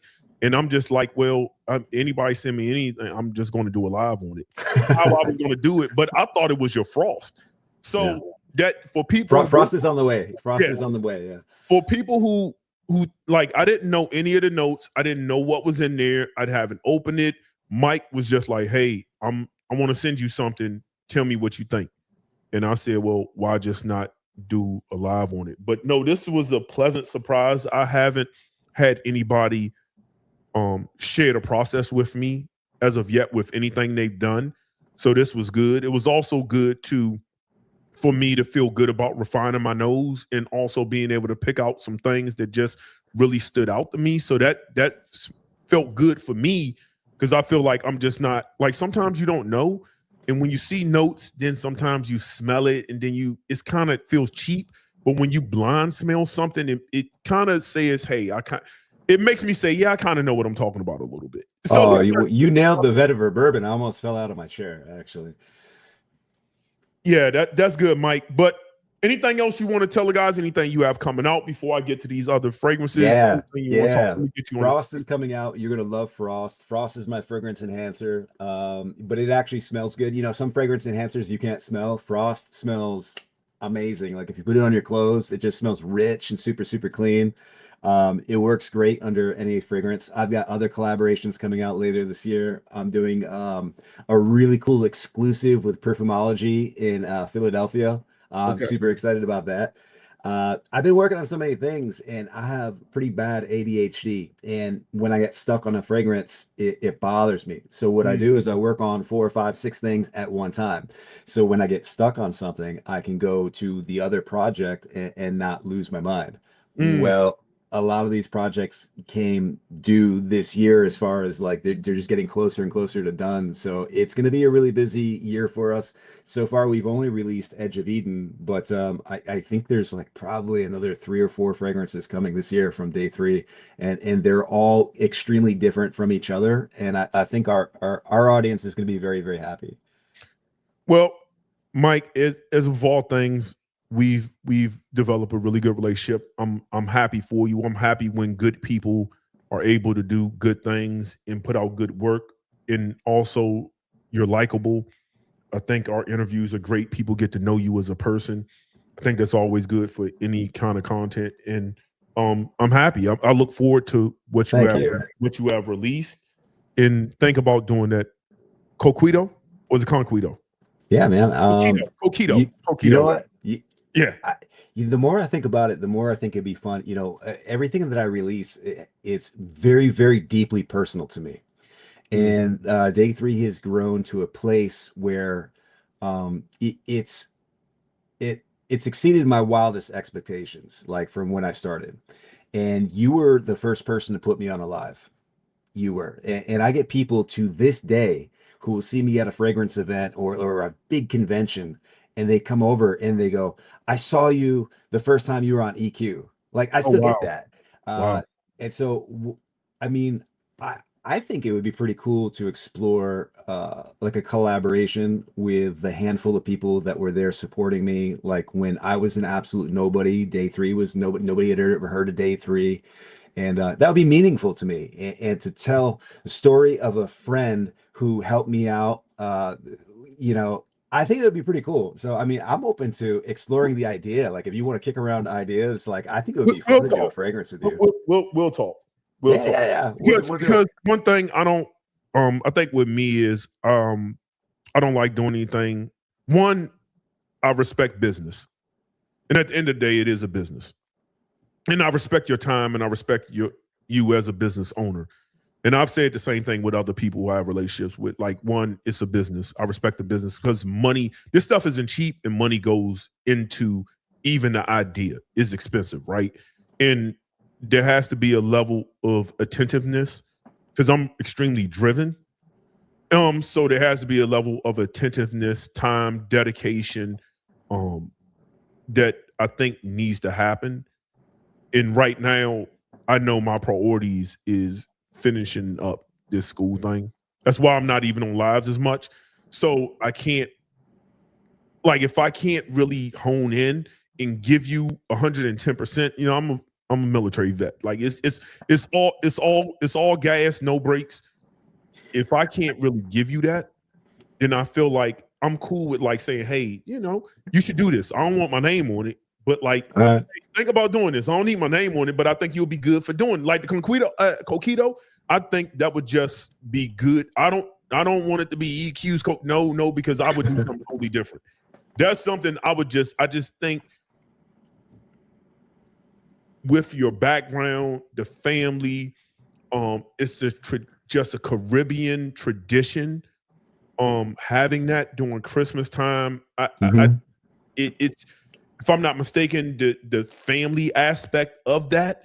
Oh, yeah. I think from a brand, I would love to see you. I don't want my name nowhere on it. I just think Okay. you doing it would just be awesome. If I'm gonna think about doing something, that's going to be a whole different realm. It wouldn't be coquito. It wouldn't. All right. But that's just me free gaming, saying, hey Mhm. man, you know, if you can Okay. do it, I think when done right, I think it'd be really good. I think with the amount of New York, people from New York, the tri-state area, people who are Caribbean descent, I just think it'll resonate with them a lot, which will also resonate with everybody else. I just think it'll be a really good fragrance, like no different than La Cita de Cafe. So that was just an idea that I Yeah. would just, Okay. I'm gonna write it down. yeah, just ponder. But when the time comes when I feel like I can dedicate some time to it, when I feel like I can give it my all, because there's a lot that goes into that, and I respect you as a perfumer and your time. I wouldn't want to waste it no more than I want to waste my own time. So There's no rush. When you're ready, just let me know. we'll do it. All right. Anyway, brother, anything else you want to say to the crowd before I move on? Yeah, just a big thank you. I mean, everybody is so supportive. Like, the community is awesome. Yeah, I love you guys, and I don't get to thank people enough. I'm always on talking about my stuff and my company and what I'm doing, and I just wanted to just tell everybody that I appreciate them. Well, we appreciate you in our community, and keep rocking on, brother. Keep rocking All on, right. doing good things. Keep rocking on. Peace to All you, right, bro. man. All right, Thanks. peace. See you later. For y'all already know. Again, I don't hide my biases. I like to see good people win. But I think my honesty is part of my brashness. My unfiltered honesty, I think, is part of my brand. I can never compromise that. I just can't compromise that. So I have, I'm extremely confrontational and brash. That's kind of part of my brand. I say what I want to say when I want to say it, and I can't compromise that, because once that's compromised, then you kind of stand for nothing. But yeah, with this, very good citrus, but I can tell it's not done. Like, what would draw us into this as it was constructed right now that would make us say, oh, we got to get that. You know what I mean? Especially if I'm gonna come on here and be like, oh yeah, this is whatever. like unfinished. I mean, it's a solid like 7 out of 10. Just, it's not groundbreaking. Now I do on paper, I like the fizziness of it, and I might take some of this. I'm gonna siphon it out, put it in a decant so I can spray it, kind of wear it, especially with Mike saying he's going to share the experience with me. I would love to. I need to wear it outside, and dabbing it on skin isn't going to be conducive. Like I need to wear it, enjoy it, see how it moves, how it transitions. Then when the next batch comes, I can then compare and contrast because because I'm part of this process, or I'm going to be taking notes. I will be writing stuff down. Put it on at 9 p.m. At 10 p.m., this is what I get. Like I'm extremely kind of nerdy with that. I'm extremely nerdy with that actually. So I really, especially if I know something else is coming, then it's something we have to work. Like it's kind of really academic for me. And at that point, then it's like I have to write it like a hypothesis. Hypothesis. So anyway, that was a good experience. A good experience, y'all. I'm glad y'all was able to experience that with me. And let's move on. Let me see. Do a real edit. Let me come back to Gusto Limone and let me see what it's been about 35 minutes, give or take, since I put that on. So hold on. Let me get ready for another edit. Okay, it's been 35 minutes as of right now of Zaharroff Gusto Limone being on Skin. Again, this is the first impressions. Let me tell you what I'm getting. So right now, I'm getting more of this blood orange. It's not as zesty lemon, but it's still cooling. I'm getting more of that orange. I'm still getting that breeze, that aquatic nature. And I mean, it could be the spearmint, which gives it that coolness, almost like fresh, like very fresh coolness is probably what's giving it that. But I'm getting more of the orange.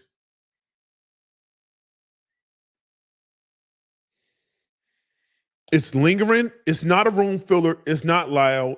I also didn't put 25 sprays on or 10 to 15 sprays. So I'm not going to really hit longevity on this.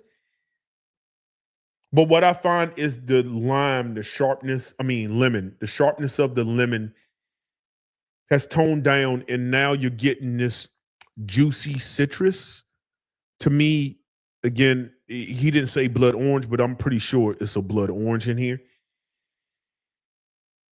Yeah, aquatics. It's like I'm getting elements of surfing blue, elements of these tropical air. And at this point, although it would still fit into that family of your God of Fires, it doesn't smell anything like God of Fire. It's just when you would reach for that, you would reach for this. But this is more of a citrus. It's coming off like something Paris Monte Carlo would make. Has that really good like Italian citrus thing with it. I think this is a really, really, really good release. I still feel the same way about it, 8 out of 10. And that's like, 35 minutes later. Didn't change as much except for the fact that now it's not as tart. It's becoming more of a juicy, sweet, almost dessert, cool, chill. This is gelato to me. This is a gelato to me. That's what this is. Straight up citrus gelato. It is, yeah, I like this. I like that a lot, actually. All right. Let's see. Let me all right. How many fragrances I have? Hold on. 1, 2, 3, 4, 5, 6, 7, 8, 9, 10, 11, 12, 13, 14, 15. Oh, that's bold. I don't want to do 15. See if I can break this down, make this smaller. 1. Oh no, this fragrance don't belong there. Why is that there? Why is that on the desk? I must have wore that one day. 1, 2, 3, 4. Those 4 got to be up there. This is going to have to be an honorable mention because you can't even buy this. So that'll be an honorable mention. You can't buy this fragrance either. Well, you kind of can buy this fragrance. Which fragrance is this? Oh, that's a classic. That's a classic. That's cool. Yeah, I like that a lot, but I don't want to overdo it with the brand. But that's I like this. So how many we got now? 1, 2, 3, 4, 5, 6, 7, 8, 9, 10, 11, 10, 11, 12.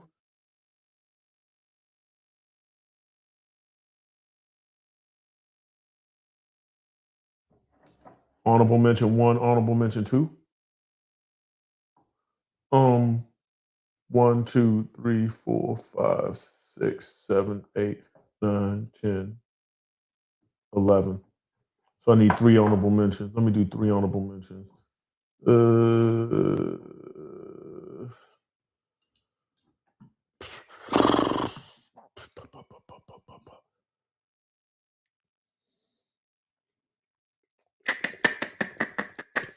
Process of elimination. No, I bumped that. We're just going to talk about them. It is what it is. I have 2 honorable mentions and it's going to be like 11. All right. All right. Let's get to it. Hold on. What happened to my... Hold on. Let me get this on the screen. I don't know what I did. Give me 1 second, guys. Give me 1 second and we're going to get to it. Okay.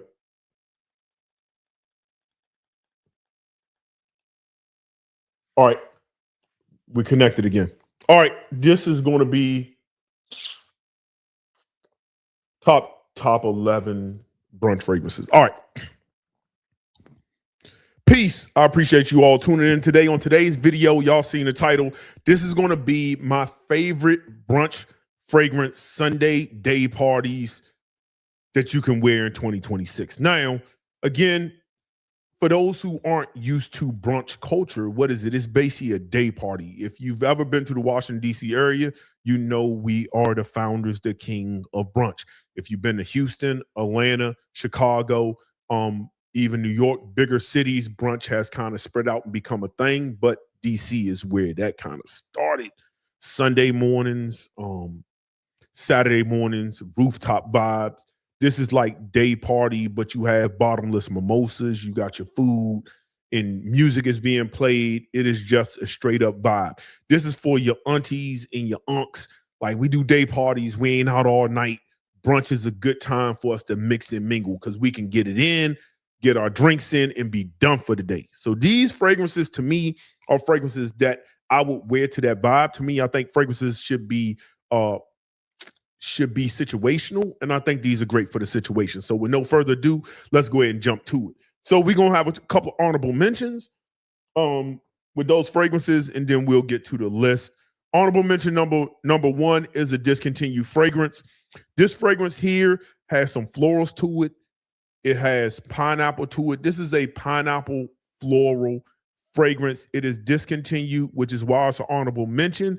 But when you talk about rooftop vibes, being outside, you have outside, inside eating.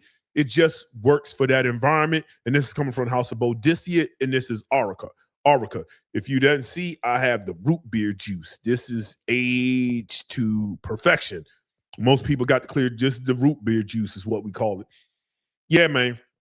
This is floral. I believe marigolds in here. I believe you have some marigold, a little bit of oud, pineapple, I believe sandalwood, maybe a little bit of musk.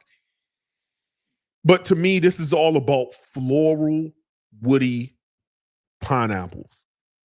It's almost honeyed.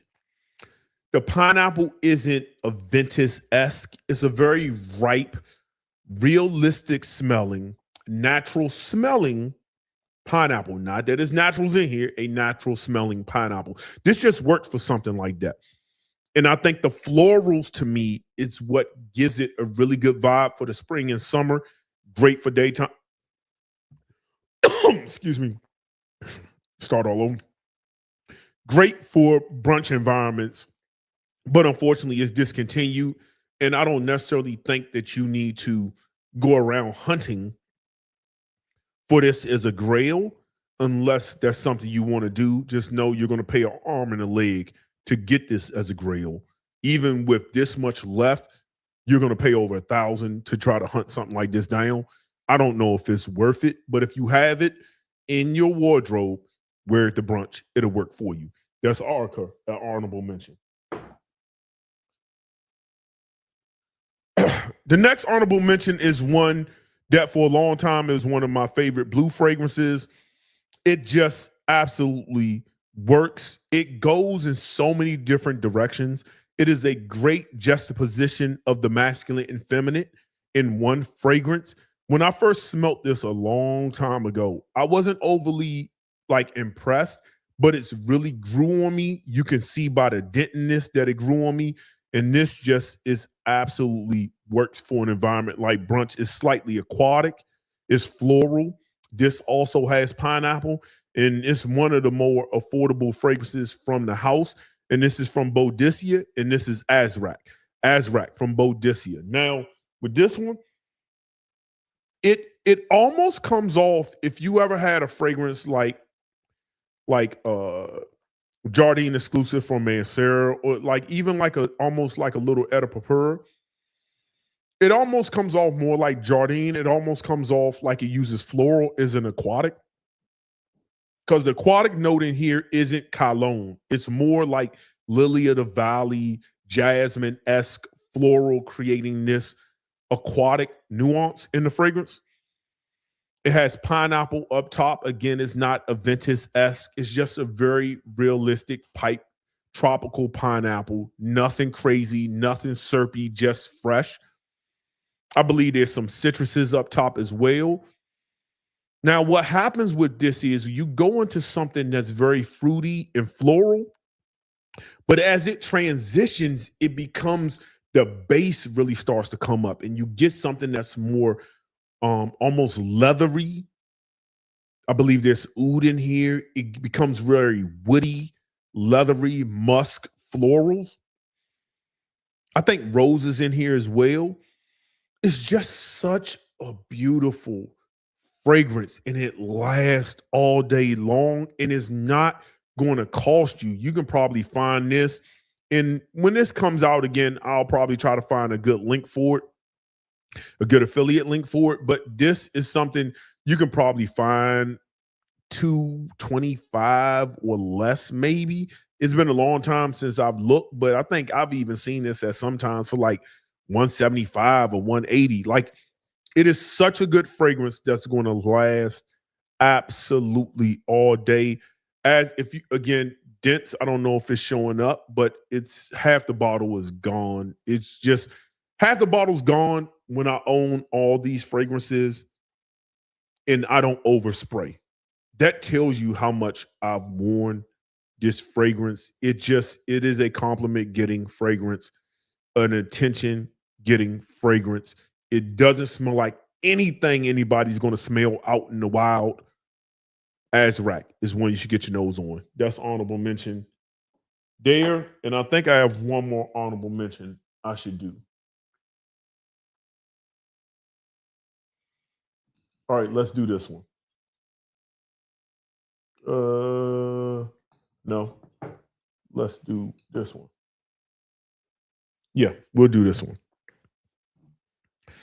The last honorable mention I'm going to talk about is one that my brother Big Beer Business put me on to when I did Verse Sense about 3-4 years ago. We was battling fragrance for fragrance. He brought this out. I was in Neiman's. I smelled it. I called him on the phone and said, bro, you was not lying. This fragrance has a feminine quality to it, but it works in that environment. Sometimes wearing a feminine fragrance around women when you come off really masculine will make you approachable. And this is coming from the house of Ex Nihilo, and this is Fleur de Narcotique. Now, with this, oh man, I believe pears in here. You get, like, I believe some aligaki in here. to me, I think Quentin Beach might have did this. He created this same fragrance in Marc Antoine Valois, which is Tilla. Tilla is basically a clone or spin-off of this. I like this better than Tilla. I smelled Tilla. I was like, that's cool. I think this is superior. I think it's some lychee in here or lychee in here. It is such a beautiful feminine fragrance. But when you're wearing it to a day party, a white party, there are times when wearing a floral or feminine fragrance will work to your benefit. There's nothing wrong with wearing masculine stuff like super Isola blue kind of thing. But sometimes wearing something like this in the presence of women when bottomless mimosas are flowing will work to your benefit. Give it a try. Just give it a try. If you have Tilla, get Tilla. I don't think you need this and Tilla. That's me being honest. I don't think you need both. I think it's redundant. If you care about the DNA enough, cool, get the redundancy. But to me, I think if you have this, you don't need that. If you have that, you don't need this. So wear both of them. Both of them will work. But anyway, that's Flor Narcotique. That's my last honorable mention from the House of Ex Nihilo. Let's get to our top 10. Now, with this top 10, understand me this. I'm not putting these in order. As I'm pulling this, I'm going to try to look at it and give it some kind of order. Yeah, I am going to put these in order. Yeah, I think I can put these in order. Even though as I get closer up, I could be like, I should have put this lower. But I'm going to put this in some kind of order. So let's just go ahead and get to it.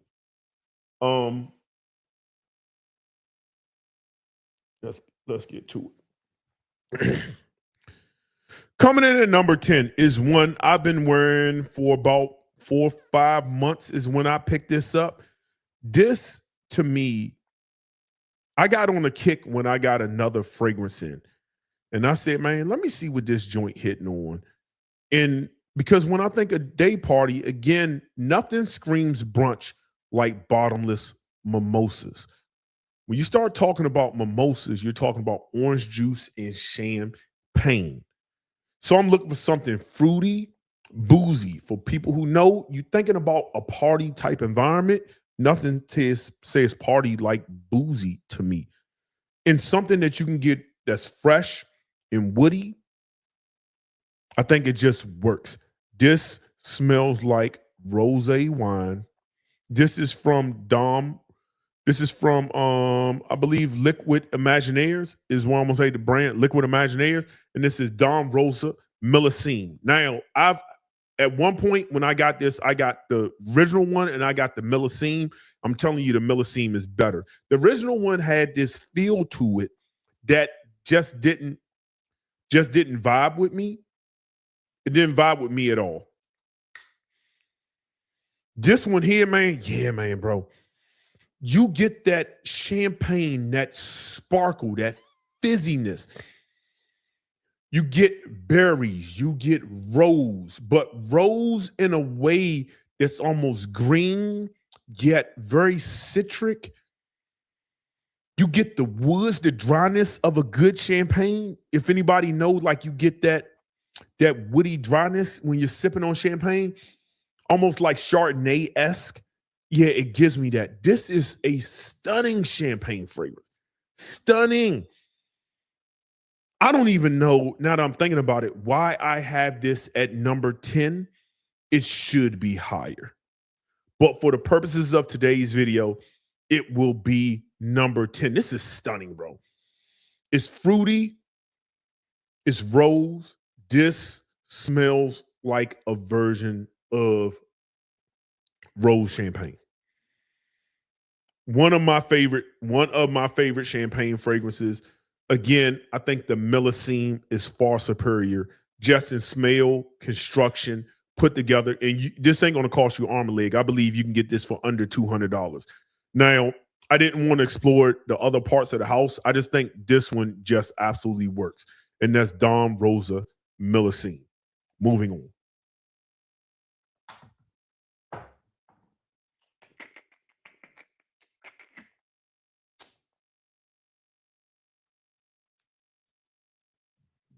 Hmm. Hmm. That can't be there. Okay.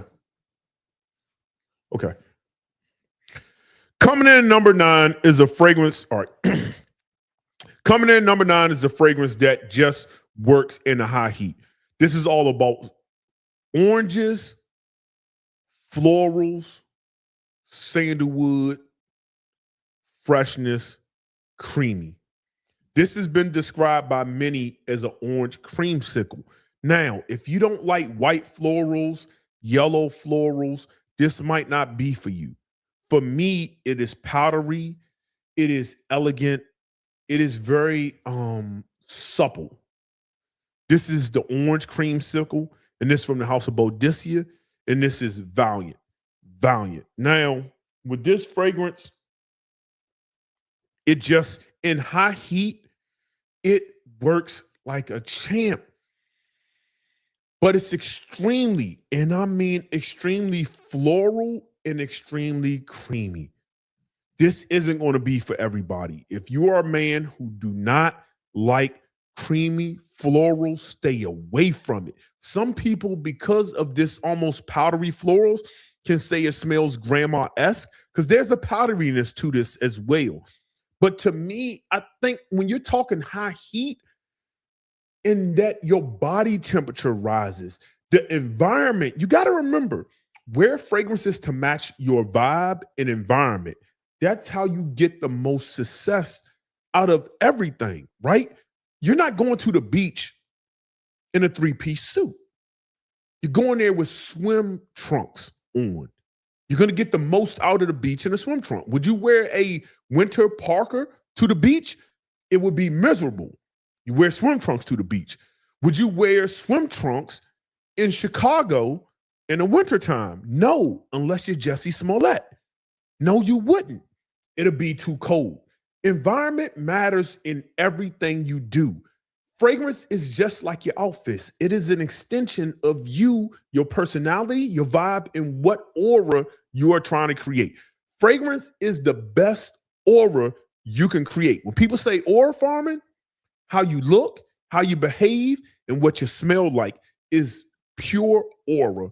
Fragrance can demonstrate that. And with that particular vibe, to me, this just works. Again, everybody's not a fan of it. But to me, the powdery, creamy florals in high heat, especially during spring and summer, is just unmatched to me. Unmatched. It's not going to be for everybody. Get yourself a sample. This is too expensive to be blind buying. But at number 9, we're going to go with Valiant. Moving on. Let me speed this up some. All right, we'll go here next.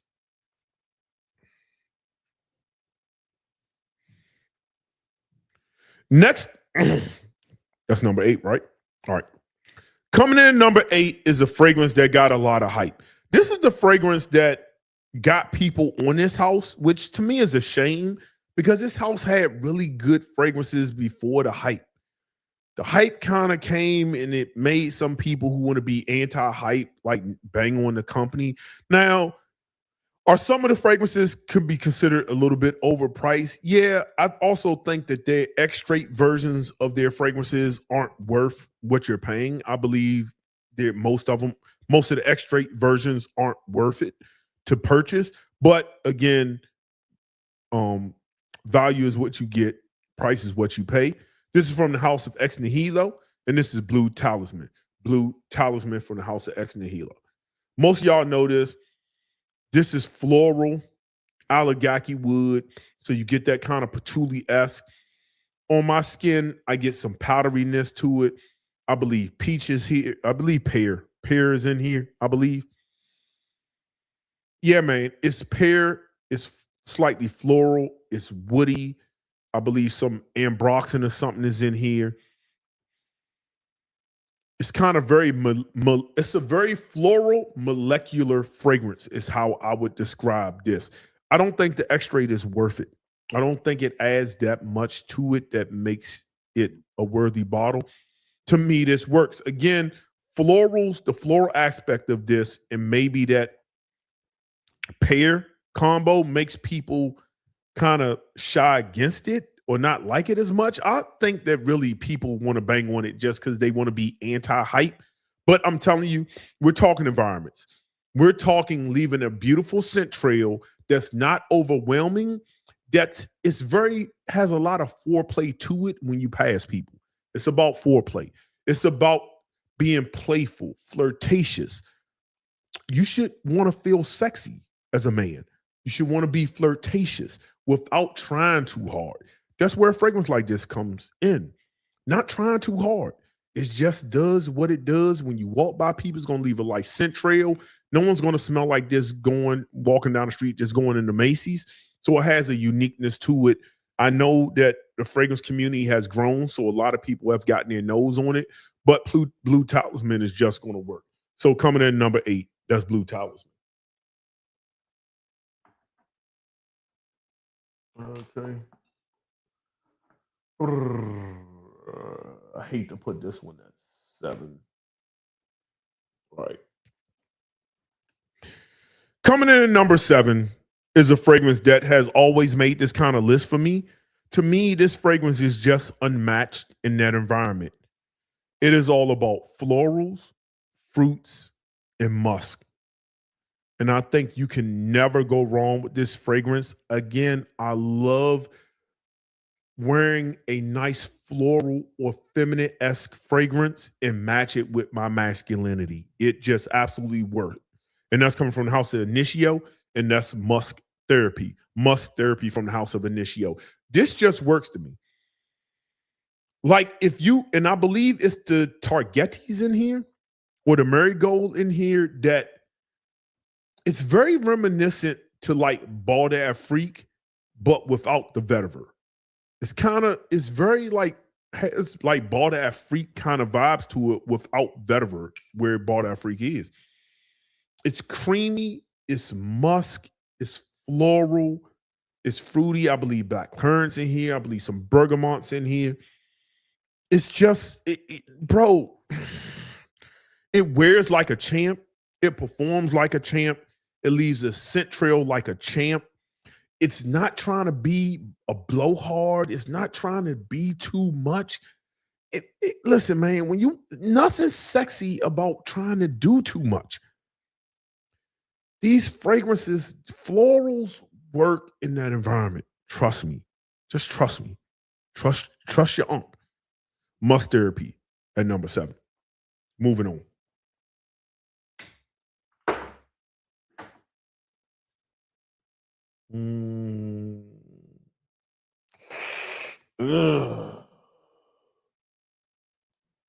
Okay.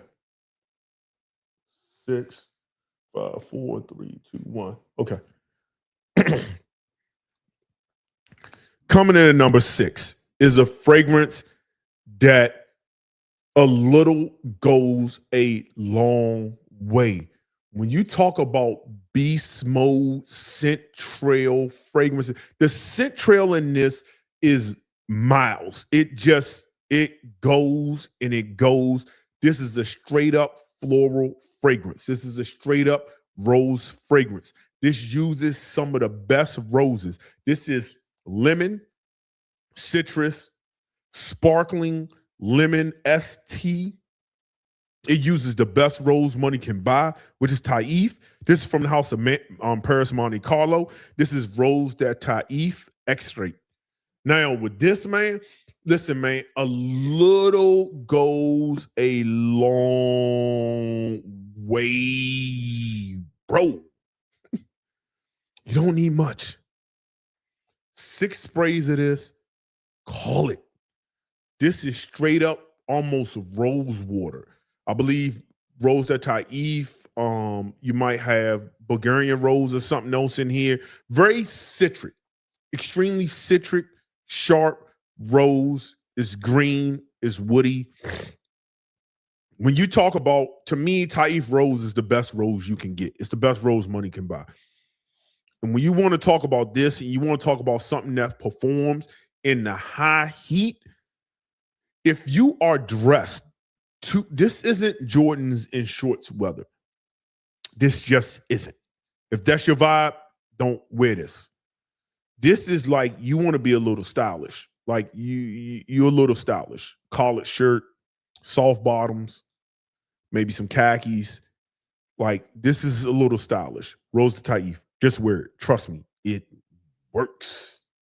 That's at number 6. Moving on.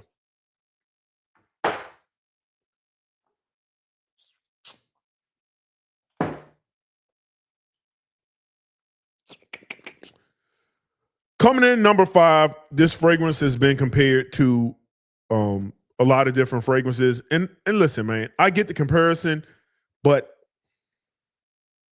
one, it's better than anything you're comparing it to. It's just better than anything you're comparing it to. 2, I don't get it the same way I wouldn't call a Camaro a Chevy a Corvette just because they're both sports cars from the same kind of lineage. I wouldn't call a Corvette a Camaro, and I wouldn't call a Camaro a Corvette, even though they're both sports cars. And that's just kind of how I feel about this fragrance. A lot of people disagree with me. A lot of people say that the two fragrances that are being compared to are similar. I'll concede to the similarities. Saying they smell the same, you can never wear this and convince me you're wearing something else. You just couldn't. And this is coming from the house of Boudicca, and this is 1907. 1907. Some could say this could be number 1. Now, this has been compared to God of Fire. The reason why I don't get the God of Fire because I get no mango. To me, this is all about pomelo. If you know what pomelo smells like, if you're eating pomelo, this is like pomelo to me. Straight up pomelo. And I have pomelo fragrances I'm going to talk about in another video. This is like, it smells like a straight up pomelo, which is like orange and grapefruit together kind of blended. Just straight up pomelo. There's other nuances with this fragrance that reminds me of H24 because they use the same kind of binder to bind the citruses to the fragrance. And I believe that sage in I can't think of the other note. It's a citrus binder in most compositions when you start talking about fragrance. And it gives me like this H24 mineralistic kind of wear in the middle. If you have H24, spray it. I'm talking about the EDT, the eau de toilette.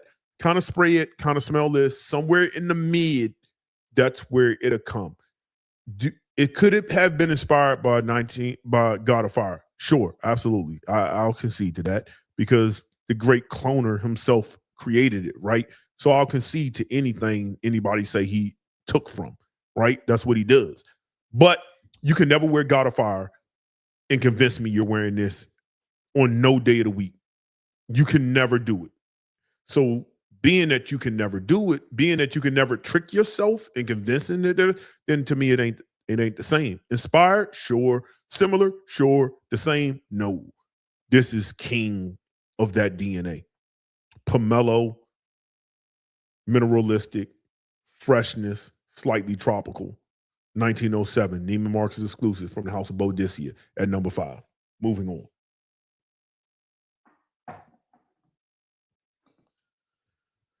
For a long time, hold on.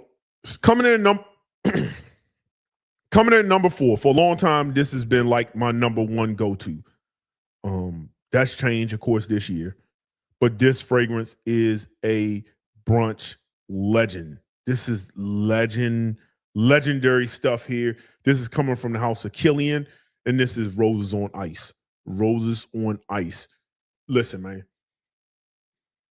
I've had a refill, and I'm already like, this is just, bro, when you talk about hot weather, anybody who's had Hendrick's Gin, I'm a drinker, Hendrick's Gin.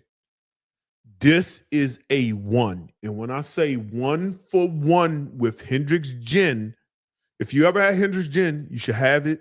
And then they tell you should put a sliced cucumber in it. That's Hendrick's Gin. Hendrick's Gin has some rose kind of distilled in the libation. This is a 1 for 1 for Hendrick's Gin. 1 for 1. If you smelt Hendrick's Gin, you smelt this. when it comes to making a boozy fragrance that is inspired by something real, you really get no better in creating a 1-for-1 thing. I think it's a great release, great composition. I need another refill. It's that. This is just a banger of a compliment getting fragrance, unisex for show. Rose on Ice from the House of Killian at number 4. Moving on.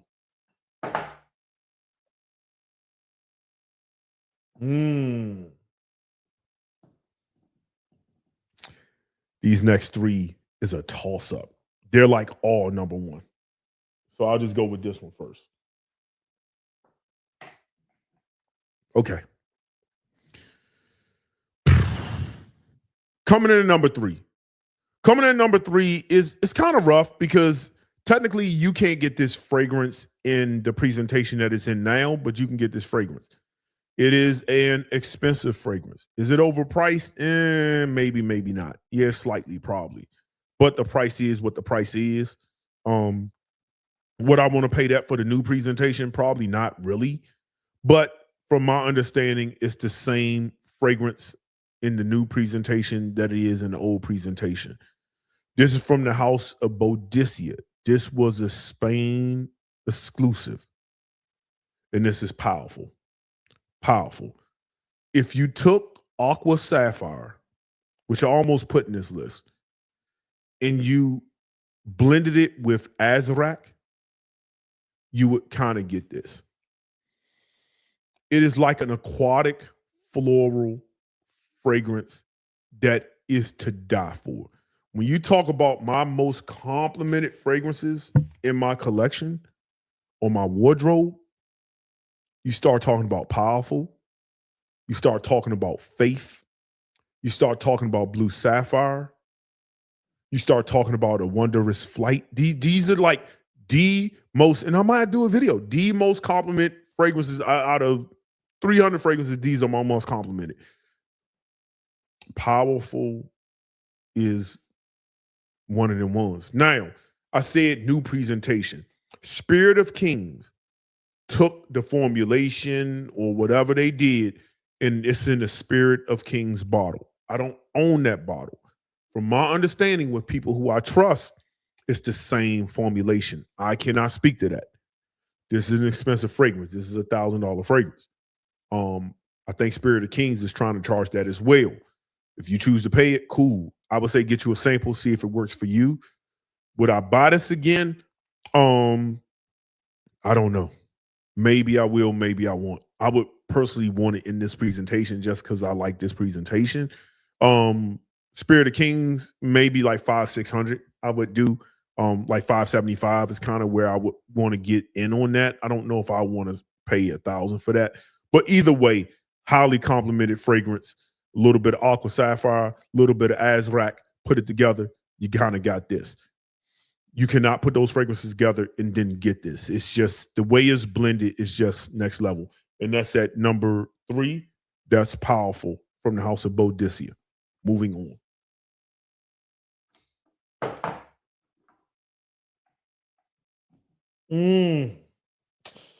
I don't know, bro. I don't know. Damn, I don't know, bro. Again, these last 3, they're all number 1, to be totally honest. Somebody got to be number 2, right? All right. It is what it is. Everybody can't be a winner.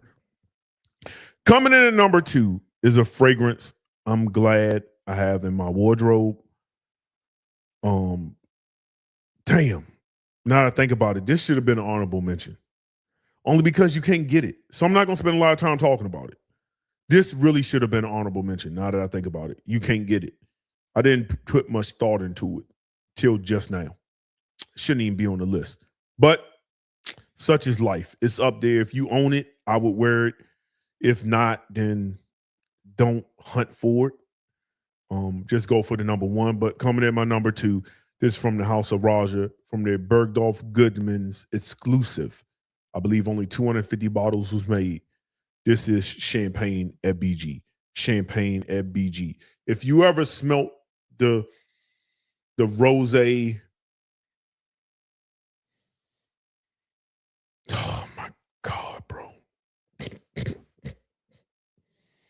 It is so. Raja is just. His tea at BG and champagne is BG is why I will always save up 1,300 for December Bergdorf exclusive. Until he puts out one that just flops, I will always blind buy that until he flops. I know it's a $1,300 blind buy. But the beauty is this wasn't a blind buy for me because I've purchased a lot of retail stuff from Bergdorf. I get samples of this. I got a sample of this before I bought it. My person got me a sample, overnighted. It left New York, was in Maryland in 24 to 48 hours. I tried it on a live and said, yeah, I'm gonna get me a bottle. Called him up, said, yeah, I need that. Oh my God, bro. God damn. Ooh-wee. It's unique. Nothing smells like it. It's creamy. It's fruity. It really, God damn. God.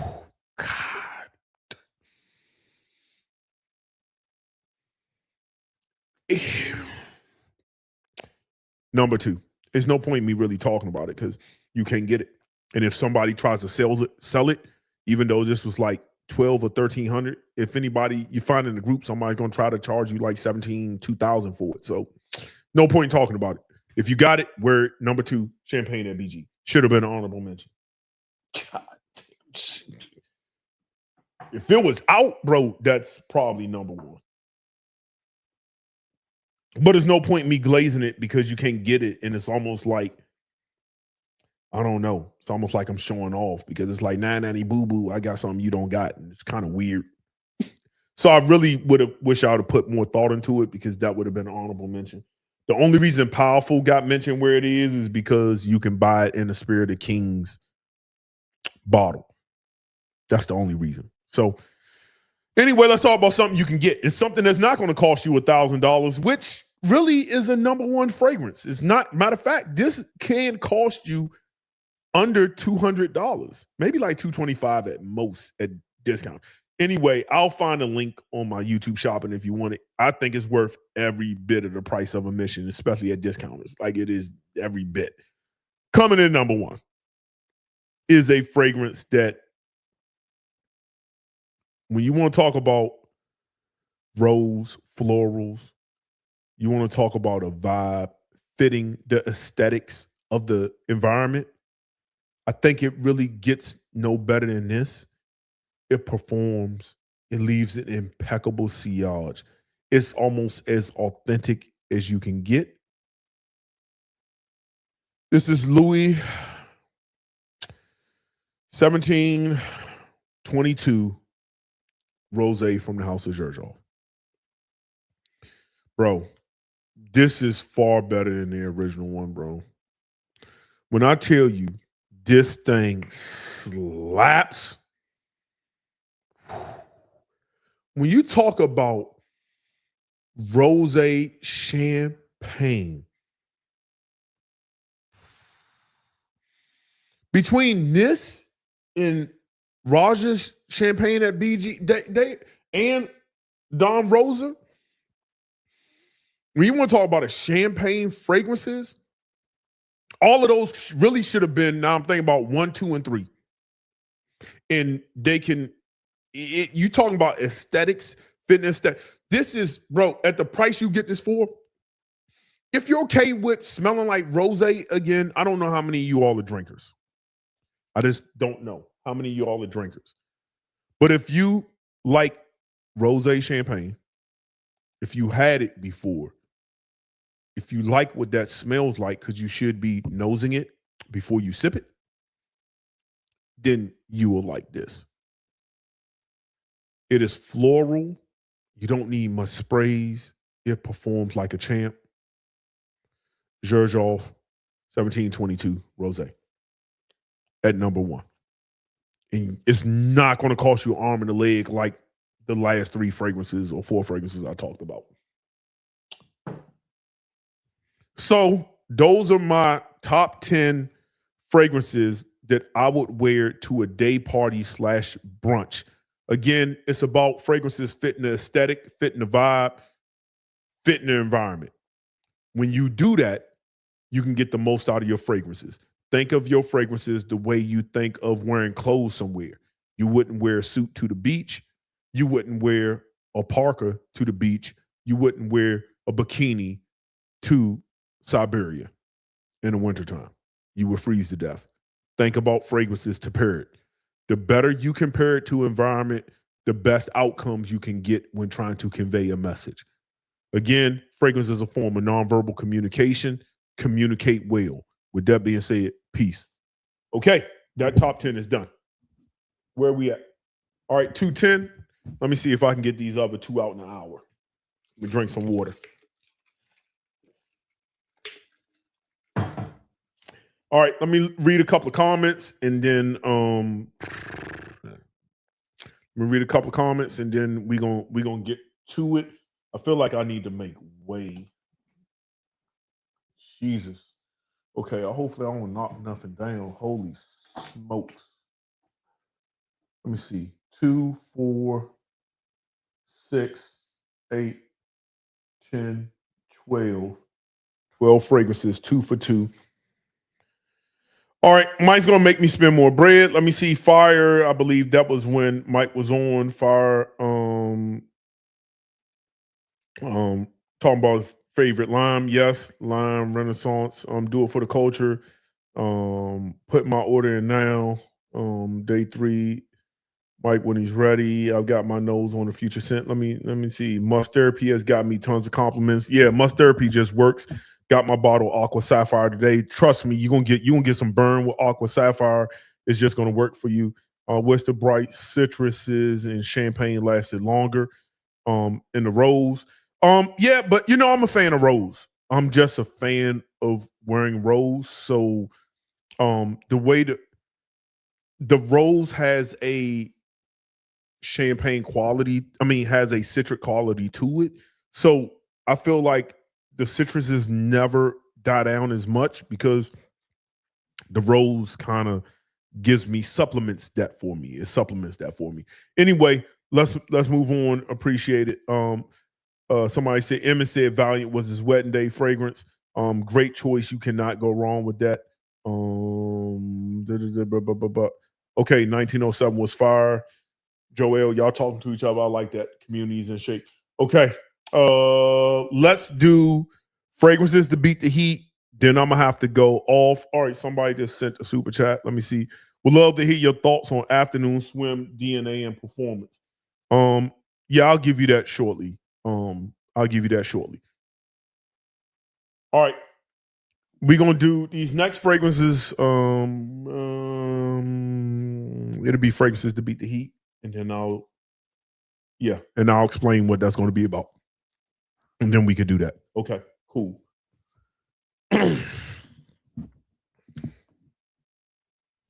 Okay. Peace. I appreciate everybody for tuning in today. On today's video, y'all seen the title in the comments. Today's video is going to be about fragrances to beat the heat. Now, for a lot of you all, y'all know we had a heat wave here throughout the world, a massing heat wave. When something like that happens, I don't want a fragrance that's too ambery. I want something that's going to cool me off. I want something that's extremely refreshing. Now, these fragrances might not last all day. It might not have a longevity that's just going to be beast mode. Understand this. I think being beast mode is overrated. I think there's a time and a place for beast mode, and there's a time when I just want to smell fresh citruses. I want 5 to 6 hours out of it. That's it, and I'm cool. Some of these could be expensive. Some of these last longer than 5 or 6 hours. Some of these don't. I will talk about longevity for each one of these fragrances. Now, the way I'm doing this list is a 2 for 2. I have so many citrus fragrances. I could have did a top 50. I probably could have did a top 75. But I wanted to do something that was a little bit different. This is a 2 for 2. What do I mean a 2 for 2? I picked 6 houses, 2 fragrances from that house that has a really good citrus fragrance to beat the heat with. 2 fragrances, 6 houses. So it's going to be 12 fragrances total to beat the heat. So with that being said, let's start with the first house.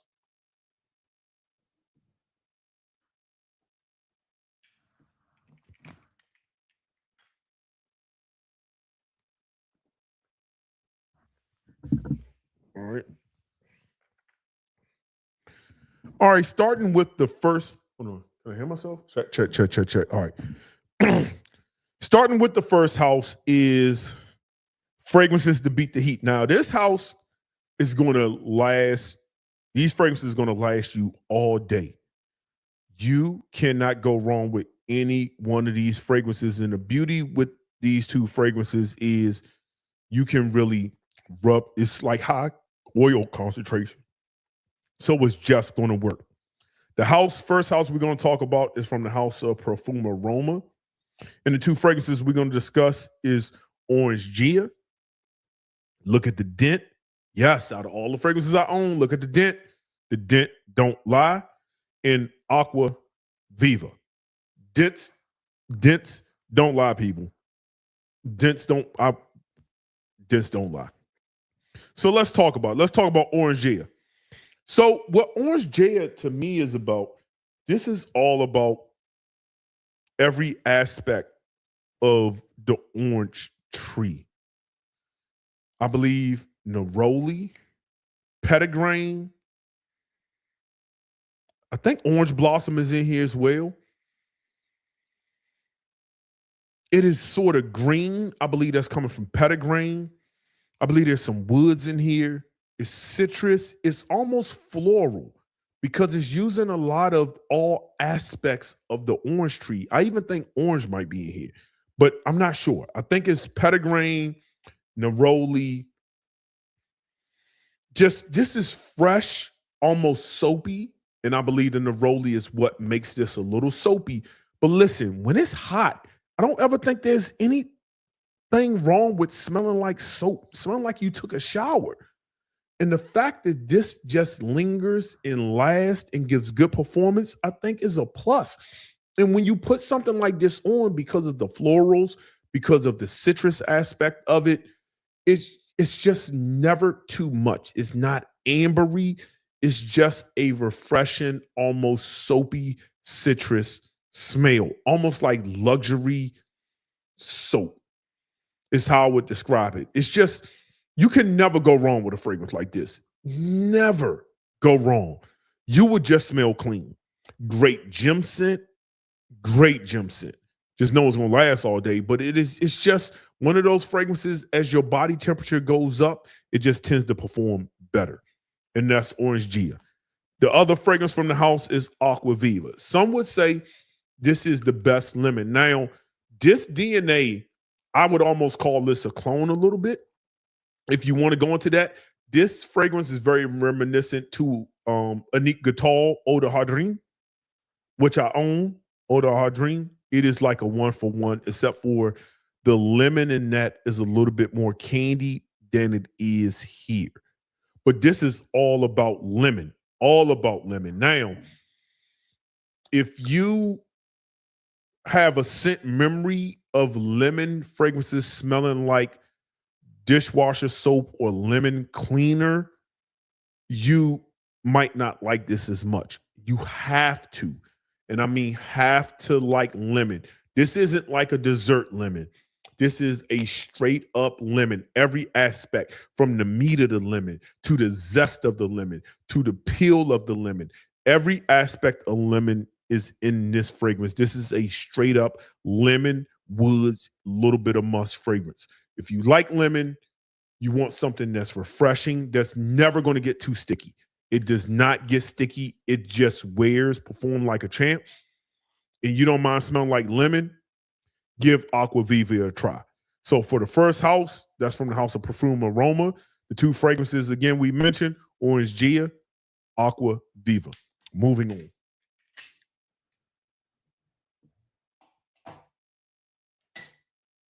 Let's talk about these two fragrances.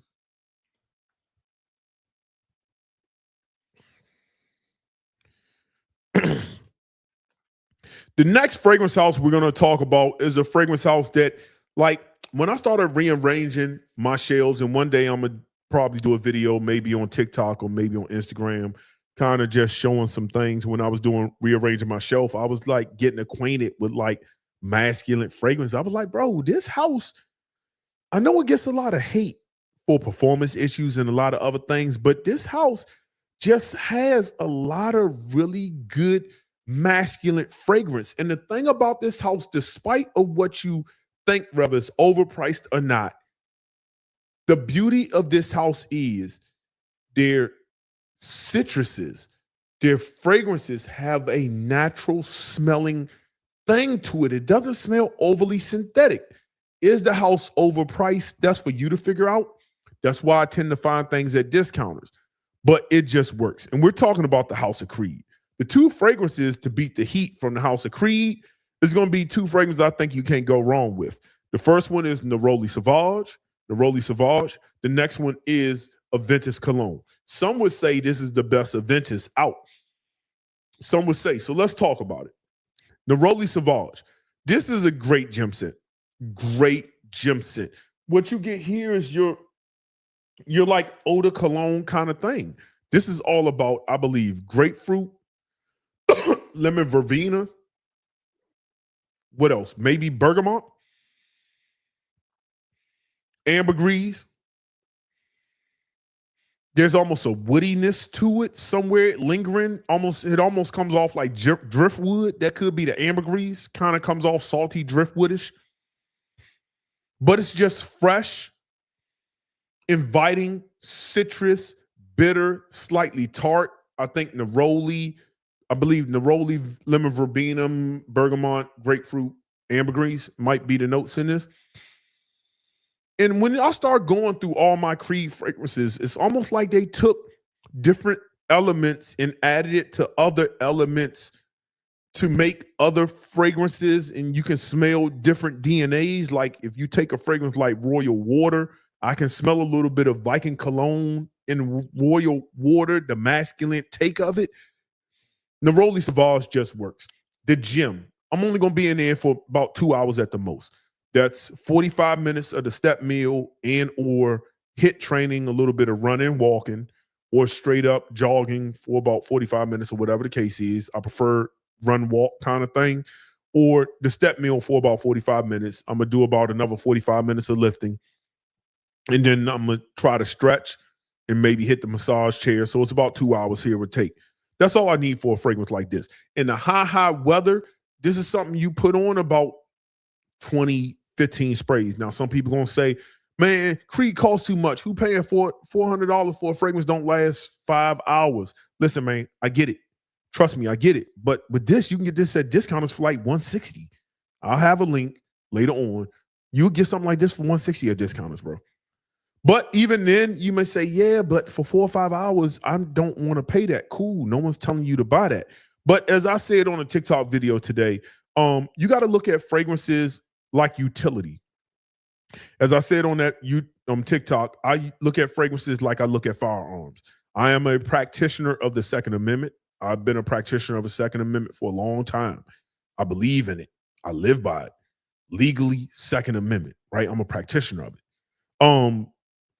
Everything for home protection, I'm not using a 338 Lapua for home protection, right? That's for going out Midwest hunting mule deer where you got to take a 900-yard plus shot because you need a round that's going to reach out and touch, right? You're not going out with mule deer using a slug shotgun. I don't want to use a slug in a house because it'll go through drywall. It might hit somebody if you miss. I might want buckshot. If I'm in the woods and I need a sidearm, because you're going to have your rifle, but you're going to need a sidearm and you're in bear country, or cougar country, mountain lion country, you're going to want I don't want a 9mm, I want a 4.4 or I want a 10mm. Again, tools for different occasions. I think for something like the gym or really, really hot weather, something like Neroli Sauvage just absolutely works. I think there's a place for it. Is there a place for this at $400? No, not to me, but I didn't pay that. I paid under $200 for it, like $160, $170. Can't go wrong with it. I think at that price, I don't care. This next one is, we already know, some people say is some people say is the best Aventus. Bergamot, comes off a little pineapple-y. It's just a really fresh take on Aventus. To me, I've said it in numerous videos, Aventus to me is like the 911. It doesn't need to change. It's a 911. Aventus is a 911. It's legendary. I don't care how many clones there are of it. I don't care how many clones you can get of it. If you wear the DNA outside, it's going to forever work. And that's Aventus cologne for my next fresh 2 for 2s. Moving on.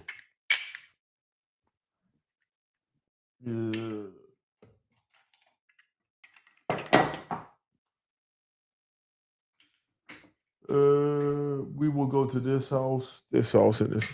Okay. Put that there.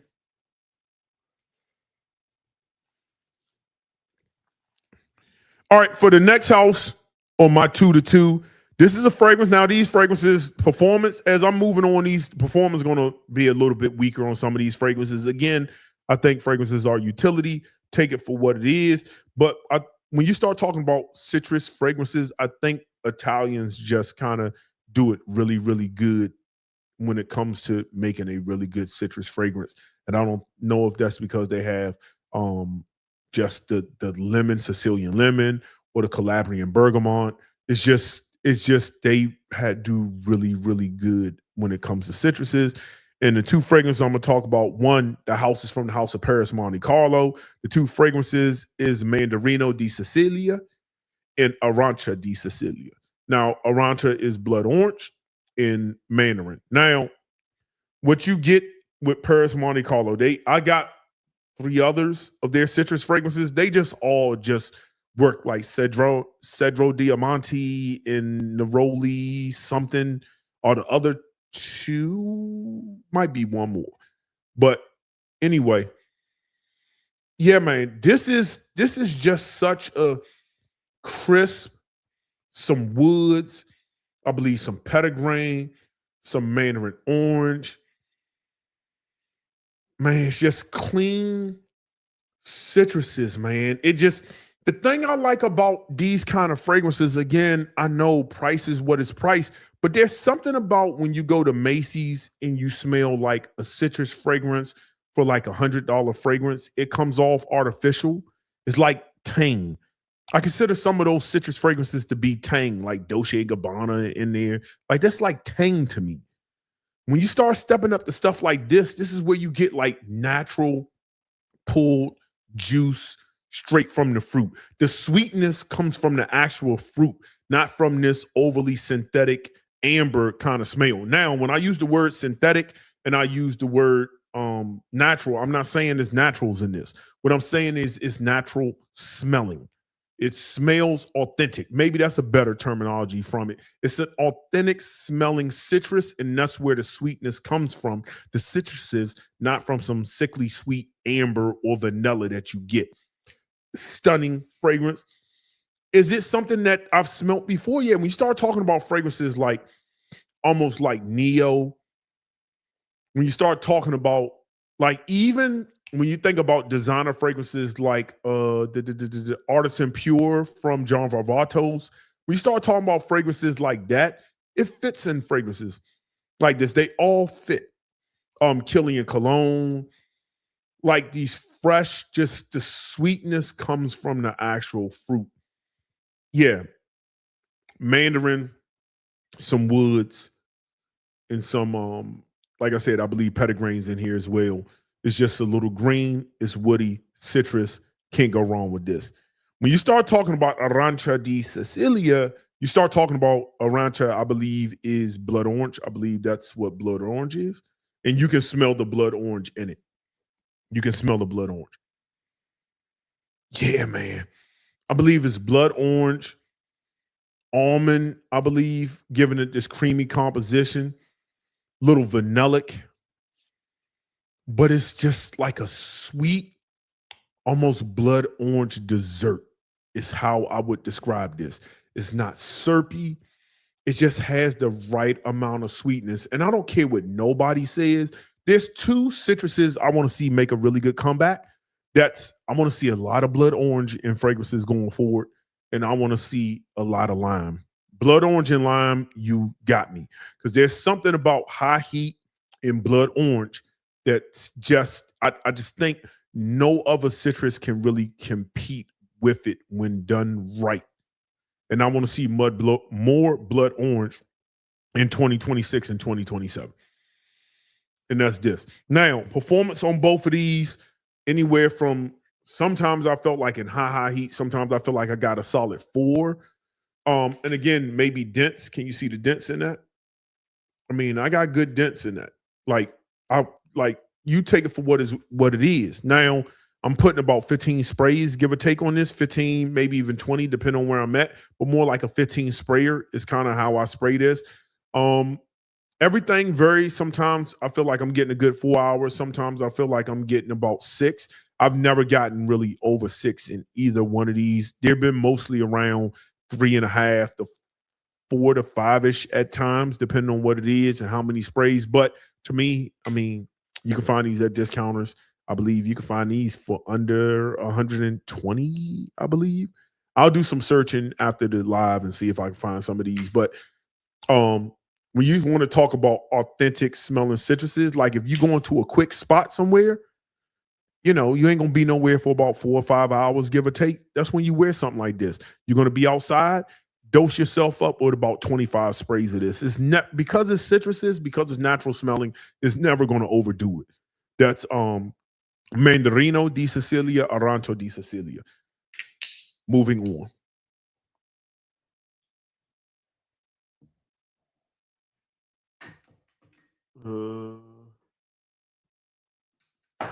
Let's go with this. Let's go with this house. And then I got that house and that house. I might not be able to get to my other top 10, or I'm just going to be rushing it. And I don't really want to rush it. So we might do that another day, which is fine because, yeah, it might be fine. We might do that video, my next live. I might go live Wednesday, maybe. No promises. Because I got homework I got to do. I really should be doing it now, but I'm taking Monday off, and now Tuesday I got to lock in. I got homework. Got papers I got to write. Anyway, all right. The next house is from a house that I think it's kind of hard to get in North America, but I think on some discounters you still might be able to find it. When you want us to talk about citruses, realistic, this house did it really, really, really good. Watery citruses, great for hot weather. Again, it's not going to last all day. It's not going to last all day, but this stuff here, just stunning fragrances. Stunning. And that's from the house of Atelier Cologne. And this is Orange Sanguine, which is a blood orange fragrance. And this is Pomelo Paradis. Pomelo Paradis. This one is so god dang good, yo. Lime, blood orange, and pomelo needs to be the citruses of 2020. Get away from bergamot. Get away from lemon. I want to see a lot of lime. I want to see a lot of pomelo, and I want to see a lot of blood orange. That's all I want to see going forward. You start doing stuff like that, I'll be really into it. You cannot go wrong with that. But anyway, these fragrances, now Atelier Cologne, you know, it's 4 hours. You at least get about 3.5. 4-ish, 4:30-ish. Now, keep in mind, if you're in the United States, hell, don't be in Dubai somewhere watching me. That's a whole different realm of heat. Keep in mind that wearability on the East Coast or upper East Coast is going to be different from southern East Coast. So your Floridas, your Georgias, your Carolinas, that high humid heat. You start going around down the south of the bend. You start talking about, you know, Louisiana, Nolens. You start going into Houston, Texas. The heat is humid. But then when you start cracking a little bit going over west and you start talking about Arizona, California, you're dealing with dry heat.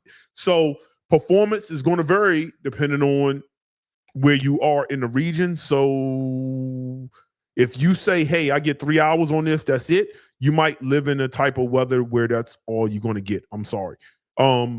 for me, sometimes I get about 4.5. I feel like I'm always going to get a solid 4.5 on this. I didn't pay retail for these, but they just work. So let's talk about Orange Sanguine. Orange Sanguine, again, this is all about blood orange, all about blood orange. Oh my God, bro. Bring blood orange, make blood orange great again. That's blood orange. That's all I want. I want to see a lot of it going in 2026, 2027. Damn, bro. Again, I don't think when you buy a fragrance, you're paying for performance and longevity. You're paying for the experience. What I mean by that is the sweetness that comes from this comes from it because it smells natural. I'm not saying it's natural. It smells absolutely natural, like fresh blood orange. It's not this ambery, artificial tang stuff. This is, golly, bro. Again, dense, man. All these fragrances I got, I wear these like in high heat. In high heat, I don't want a sickly sweet amber fragrance. That's too much for me. That's too much for me. I want something that's going to be refreshing. And to me, Orange Sanguine is extremely refreshing. When you start talking about Pomelo Paradis, you can get the big one at discounters, man. Again, I'm gonna try to find some of these and put it on my YouTube shopping. Yeah, man, bro. One of the best pomelo smelling fragrances. If anybody has ever had pomelo, and I got 2 or 3 more pomelo fragrances, damn, I could have bought those fragrances out too. Gritties. My gritties I could have brought out for this. But yeah, man, it's if you ever had a real pomelo, it's almost bigger than a grapefruit, but it's very meaty. Very meaty. And you can smell the flesh of the pomelo. You can smell just the tusk. You can just every aspect. It has sweetness, it's zing, it's brightness.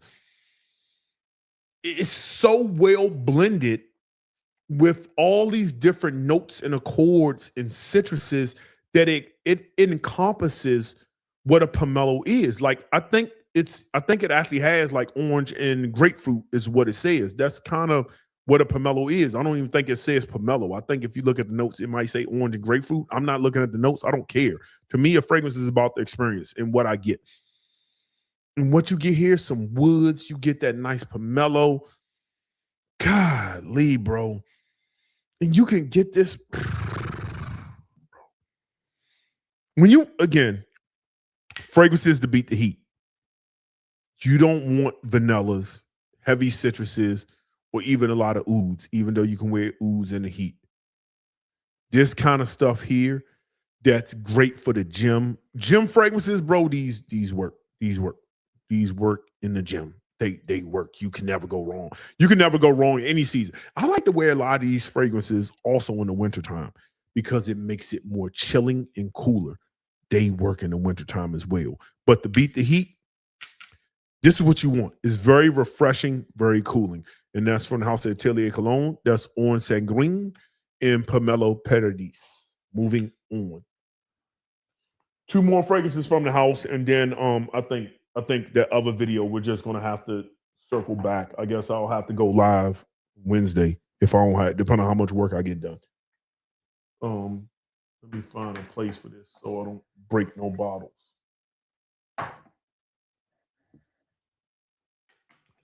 So yeah, I'm gonna shoot for Wednesday live. We'll see what happens. All right, I'm gonna do that other brand last because I think it has better performance. Okay.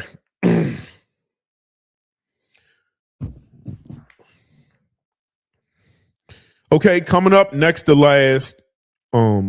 This is a house that, again, all these houses are known for making exquisite citrus fragrance. It is not about the performance and longevity. It is about the absolute total dominance of realistic citruses. And these two fragrances, man, just encompass that. And this is from the house of Guerlain, from their Aqua Allegoria line. I think that line is absolutely to die for. I think it's exquisite. And this is Mandarin Basilic. Again, dense, bro. Look what I got, bro. I wear these fragrances. And this is Orange Soleil. Orange Soleil. Now, this is another blood orange fragrance. Bro, make blood orange great again. So, Mandarin Basilic. So, with this one, now they have Basilic. I believe Harvest. I have Harvest. It's a little bit more floral and vanillic. I have the Harvest. It's almost like they're like if this is, I think this is Eau de Parfum, but it might be Eau de Toilette. I believe Harvest. I believe Harvest is what it's called. I believe it might be an EDP. It just adds a little bit more. That's a little bit more floral, a little bit more vanillic.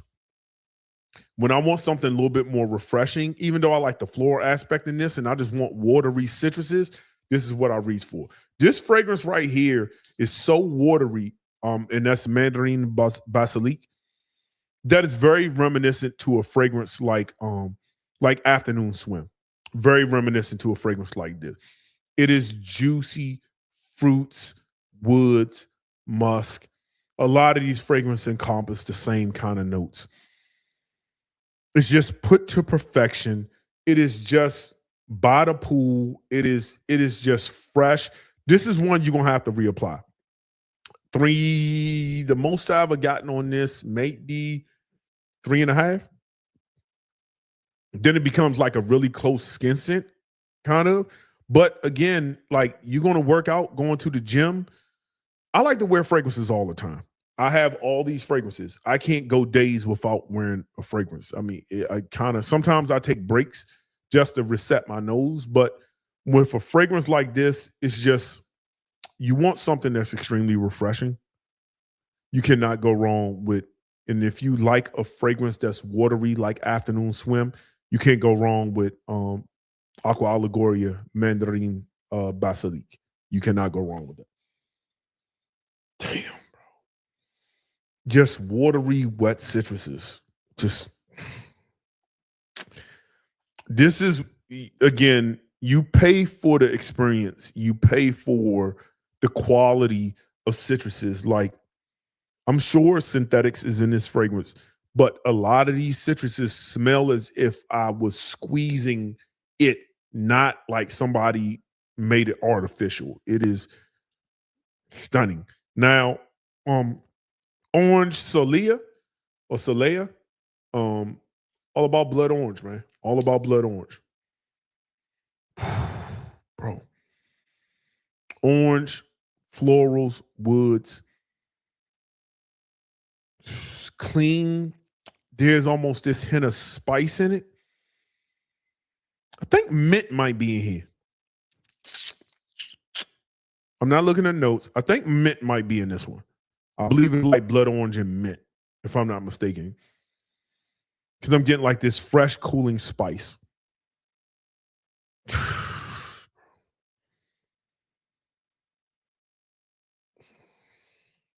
You pay for the experience, man. And Aqua Allegoria line just really, really misses. It doesn't really miss when you want the experience. So when you talk about fragrances to beat the heat, from the Aqua Allegoria line, Mandarin Basilic in Orange Soleil. Orange Soleil. Moving on.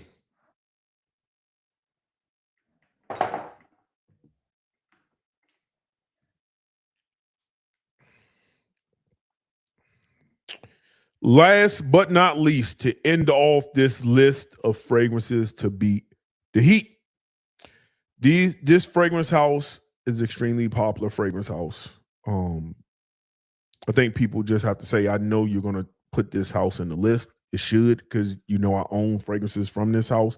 It only makes sense.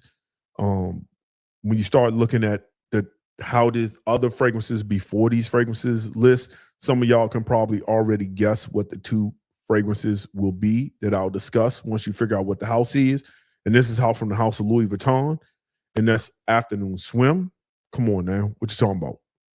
What are you talking about? In City of Stars. City of Stars. Now, City of Stars is all about blood orange, bro. But what City of Stars has that's a little bit different from the other fragrances is it has this powdery kind of feel vibe to it. It's just really powdery. Yeah, and I believe like there's some tropical florals to this, like some yellow florals, maybe some ylang-ylang or something, which almost, it's like blood orange with a little bit of suntan lotion. It's how I would describe it. Yeah. It's like blood orange with like suntan lotion. It's almost like laying on the poolside wearing a blood orange fragrance. You can smell, like you can feel the breeze from it. It's almost aldehydic. You have some exquisite, like some really expensive. You know how you stay at a really good hotel and the soap's hitting. Like the soaps at the Red Roof Inn, where the hookers and whores be, and the soaps at a 5-star are totally different. Totally different experience. This is like 5-star kind of soap kind of thing. Not where people moving weight, shooting up drugs, and selling cat. This is the good stuff. But it's powdery. If you're not into florals, powdery nuances, City of Stars. Is City of Stars discontinued? I think it is. Do you need to chase this down? I've had this for a minute. I don't know if I would chase it down. It's worth it for me because I like the powdery aspect. To me, it's great for like a vacation or if I'm gonna be by the pool. I get 7-8 hours on this. I get great longevity in this. Easily 7-8 hours. And even when it goes away, it's almost like that powdery, suntan, beachy kind of vibe, LA kind of thing just comes to life, man. Absolutely comes to life. That's City of Stars. Damn. Yeah, man. City of Stars. People might not like it because I get it. It's floral and it's powdery, but that just absolutely works. And that'll also be a good brunch scent as well. For my last video I did was brunch. Afternoon Swim, man. What can you say about Afternoon Swim that hasn't been said? It is a watery citrus fragrance that is just like has all the oranges, like every aspect of citrus, orange, watery, almost to the point it's like aquatic without smelling animalic like the sea. This is why I say, like, I don't care what anybody says. Jacques Cavalier definitely used Lily of the Valley in most of these fragrances. You can smell it. You can smell it. It's there. I don't care if it's listed or not. Man. Afternoon Swim just another fragrance. I'm getting 7.5, 8 hours kind of at times with this. Afternoon Swim is just, you can't go wrong with this, bro.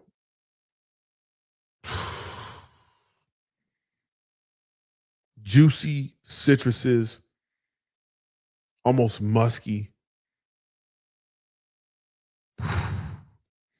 Just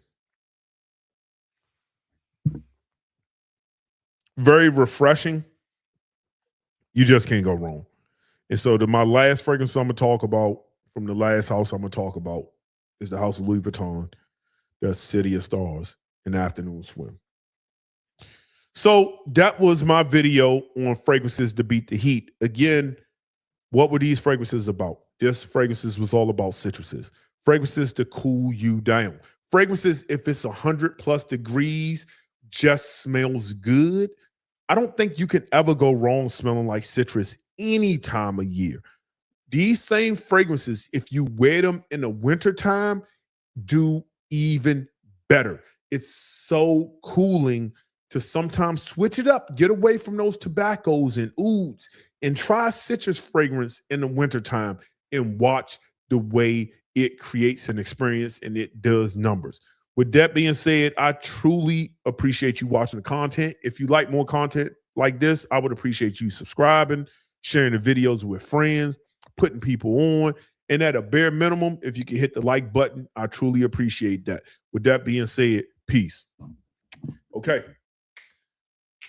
That's going to be 250. Not bad, 250. We normally, I think one time the longest video we did was like 320, but I think we should end it there because I know I'm not going to get through another top 10 without like, I'll be like, yeah, this is Terrain. All right, moving on. Like I won't be able to do what I do. I won't be able to really paint the picture the way I like to paint the picture of a fragrance. So that's just kind of what it is. We got 108. Hopefully, I didn't do, it was just trying to get a lot of information in. I didn't do a like check, but hopefully people hit the like button. Let's see what we talking about, and then we can go ahead and end it. See what people. Gritty Arantra Umbrata is a great blood orange fragrance. I don't have that one. I have to put another one. I'm gonna have to. I'm telling you, I'm on my blood orange. I'm gonna have to see what that Gritty Arancha is hitting on. Yes, sir. Man, you're so right. Blood orange, lime scents would be amazing. Listen, man. That's kind of all I want to see. I want to see a lot of blood orange. Oh, you know what I'm gonna do? I'm gonna give my final thoughts on, because it's been 3 hours for this Zaharroff fragrance, and then that'll be my final edit for this, and then we'll get up out of here. I can do an ending, close it out, and I'm over the mango. I'm over mango. I'm swear to God, I'm over mango, bro. I'm over it. I'm really over mango. It's been a hot minute. All right. Hopefully for the guy who did a hot chat, hopefully I answered your question. Afternoon swim, I just talked about it. The DNA is amazing. It's straight up watery citruses. It performs like an absolute champ. Yeah, it performs, bro. I mean, 7 hours. I think 7 hours on a citrus is amazing. I don't think you can ever go wrong with 7 hours on a citrus. I think you should be happy. I think if you get over 4, it should work. All right, let's do Limon, and then we're gonna get up out of here and tell you what I think about this fragrance. So all right, it's been 3 hours almost since I first sprayed Zaharroff Gusto Limone. Gusto Limone. So let me see what it smells like now. We should be at least getting to the late dry down, and I will give my final thoughts. I've been giving grades going throughout it. Let me tell you what it smells like at least in the late dry down, and kind of give you my thoughts. So it's setting a little bit closer to skin, but this citrus element is still there. It's not loud, but it's still kind of cold. It's still cold. This is going to be my scent of the day tomorrow. It's going to be my scent of the day tomorrow.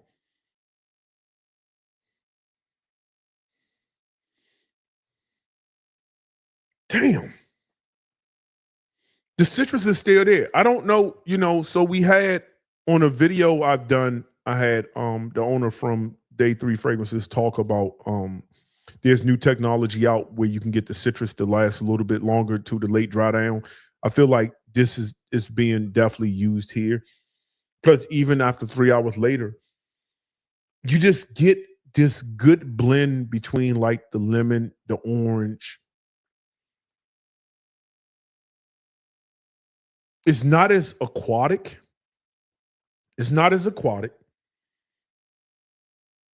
But it's still cold. So I still get that dessert quality. To me, I think I'm gonna go back. I'm gonna look at, because I'm pretty sure that George and Ross did a live, or George, Justin, and Ross did a live on this. They just kind of, that's what they do on every release. So I'm gonna probably look at this after I finish this video, just kind of get the story behind it. But to me, my thoughts on this fragrance is, it started off smelling really familiar into the realm of fragrances like God of Fire, 1907, things of that nature, but different.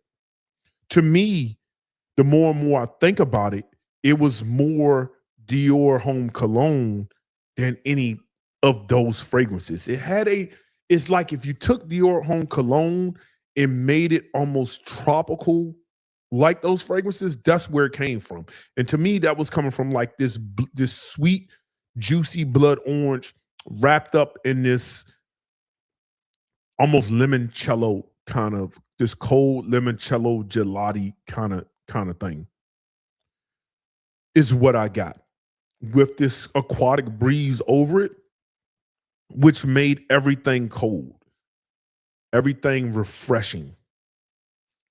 As it started to transition, then it became less more like a 1907, and it just did its own thing, like a really good, just cool citrus with a little bit of woods. Now in the late dry down, it is just, it's mellowing out, but the citruses are still there, and it didn't fall off a cliff like Citrine fell off a cliff. To me, this, how can I word it?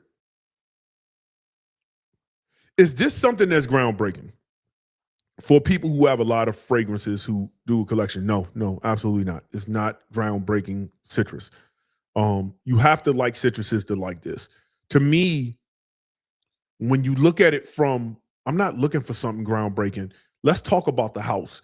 And every house has at least a citrus fragrance. They do. Most houses have Zaharroff has Neo, right? Zaharroff has Renaissance. They have citrus fresh fragrances. They have Torino 21. Like, they have citrus fragrances, right? Boudicca has Energizers, citrus fragrances. Every house is going to do that. So from that aspect, this is, judging it from that aspect, George's, this is the best citrus fragrance. It's better than Citrine to me. It's better than Coco Loco. It's better than Coco Loco. It rivals Seraphine Blue to me. It rivals it. But they're just different. It's hard to compare it. But being that both are like summer fragrances, it rivals it. I'm not sure if I like it better yet. I got it. And Seraphine Red, that's also another rival with it. I would have to sit down and really rank them all. But to me, it's a great release from the house. Is it a great release that people need to rush out and get who have a lot of citrus fragrance? I don't know if I can respectfully tell you that's something you need to do. But what I will tell you is it is a great fragrance. And the beauty about it is, don't take my bias or word or the fact that I received this as gospel. For $7, you can get yourself a 3 ml. I don't have an affiliate link. I get no kickback from it.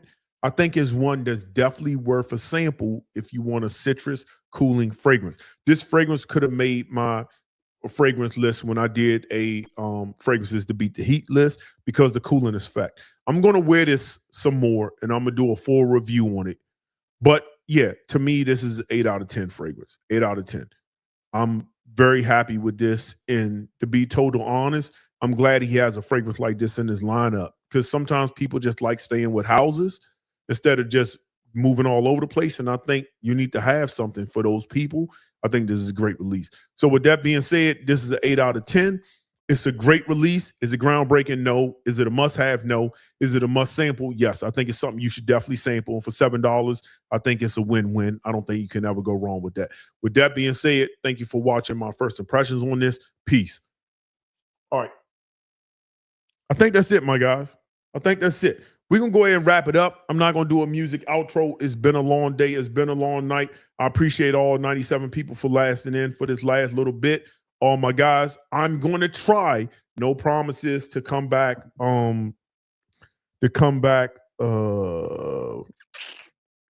Wednesday.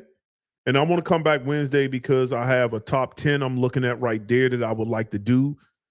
These are mood enhancing fragrances. I want to talk about those. I have samples I want to talk about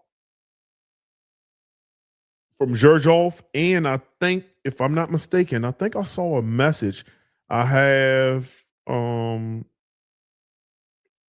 me see. All right. So I'm going to wait to talk about the Zaharroff because the 3 Lamborghini samples are coming. So I'm pretty sure y'all want to hear about the Lamborghini Zaharroff fragrances. So, because that's something I kind of want to do a video on. So those are coming my way. We'll talk about those. Yeah, we'll talk about those.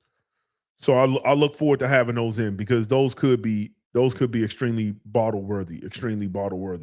With that being said, man, thank you all from the bottom of my heart for supporting the content. I'm not a large channel, but I get okay numbers for what we have. It's a good time. We talk about a lot of different things. Can't wait to start going live a little bit more consistent. I want to start bringing people on, call it casual conversations. I want to bring some of my people who support my content on live. I mean, anybody, like, open the floor. We can talk about anything, any topic. We can just get to it, bro. We like, I don't know. We'll call that casual conversations. We'll talk about anything, bro. Like, I'm ducking no fades. Like, people got beef. We can talk about it. If people want to talk about shields, we can talk about it. If people want to talk about paid influencers, we can talk about it. If people want to talk about clone fragrances, we can talk about it. If they want to talk about niche, anything, we can get to it. I'm ducking no fades. We can wrap it up, some nightcap kind of shit, and just chop it up. So with that being said, man, get y'all some sleep. Appreciate y'all from the bottom of my heart. Peace.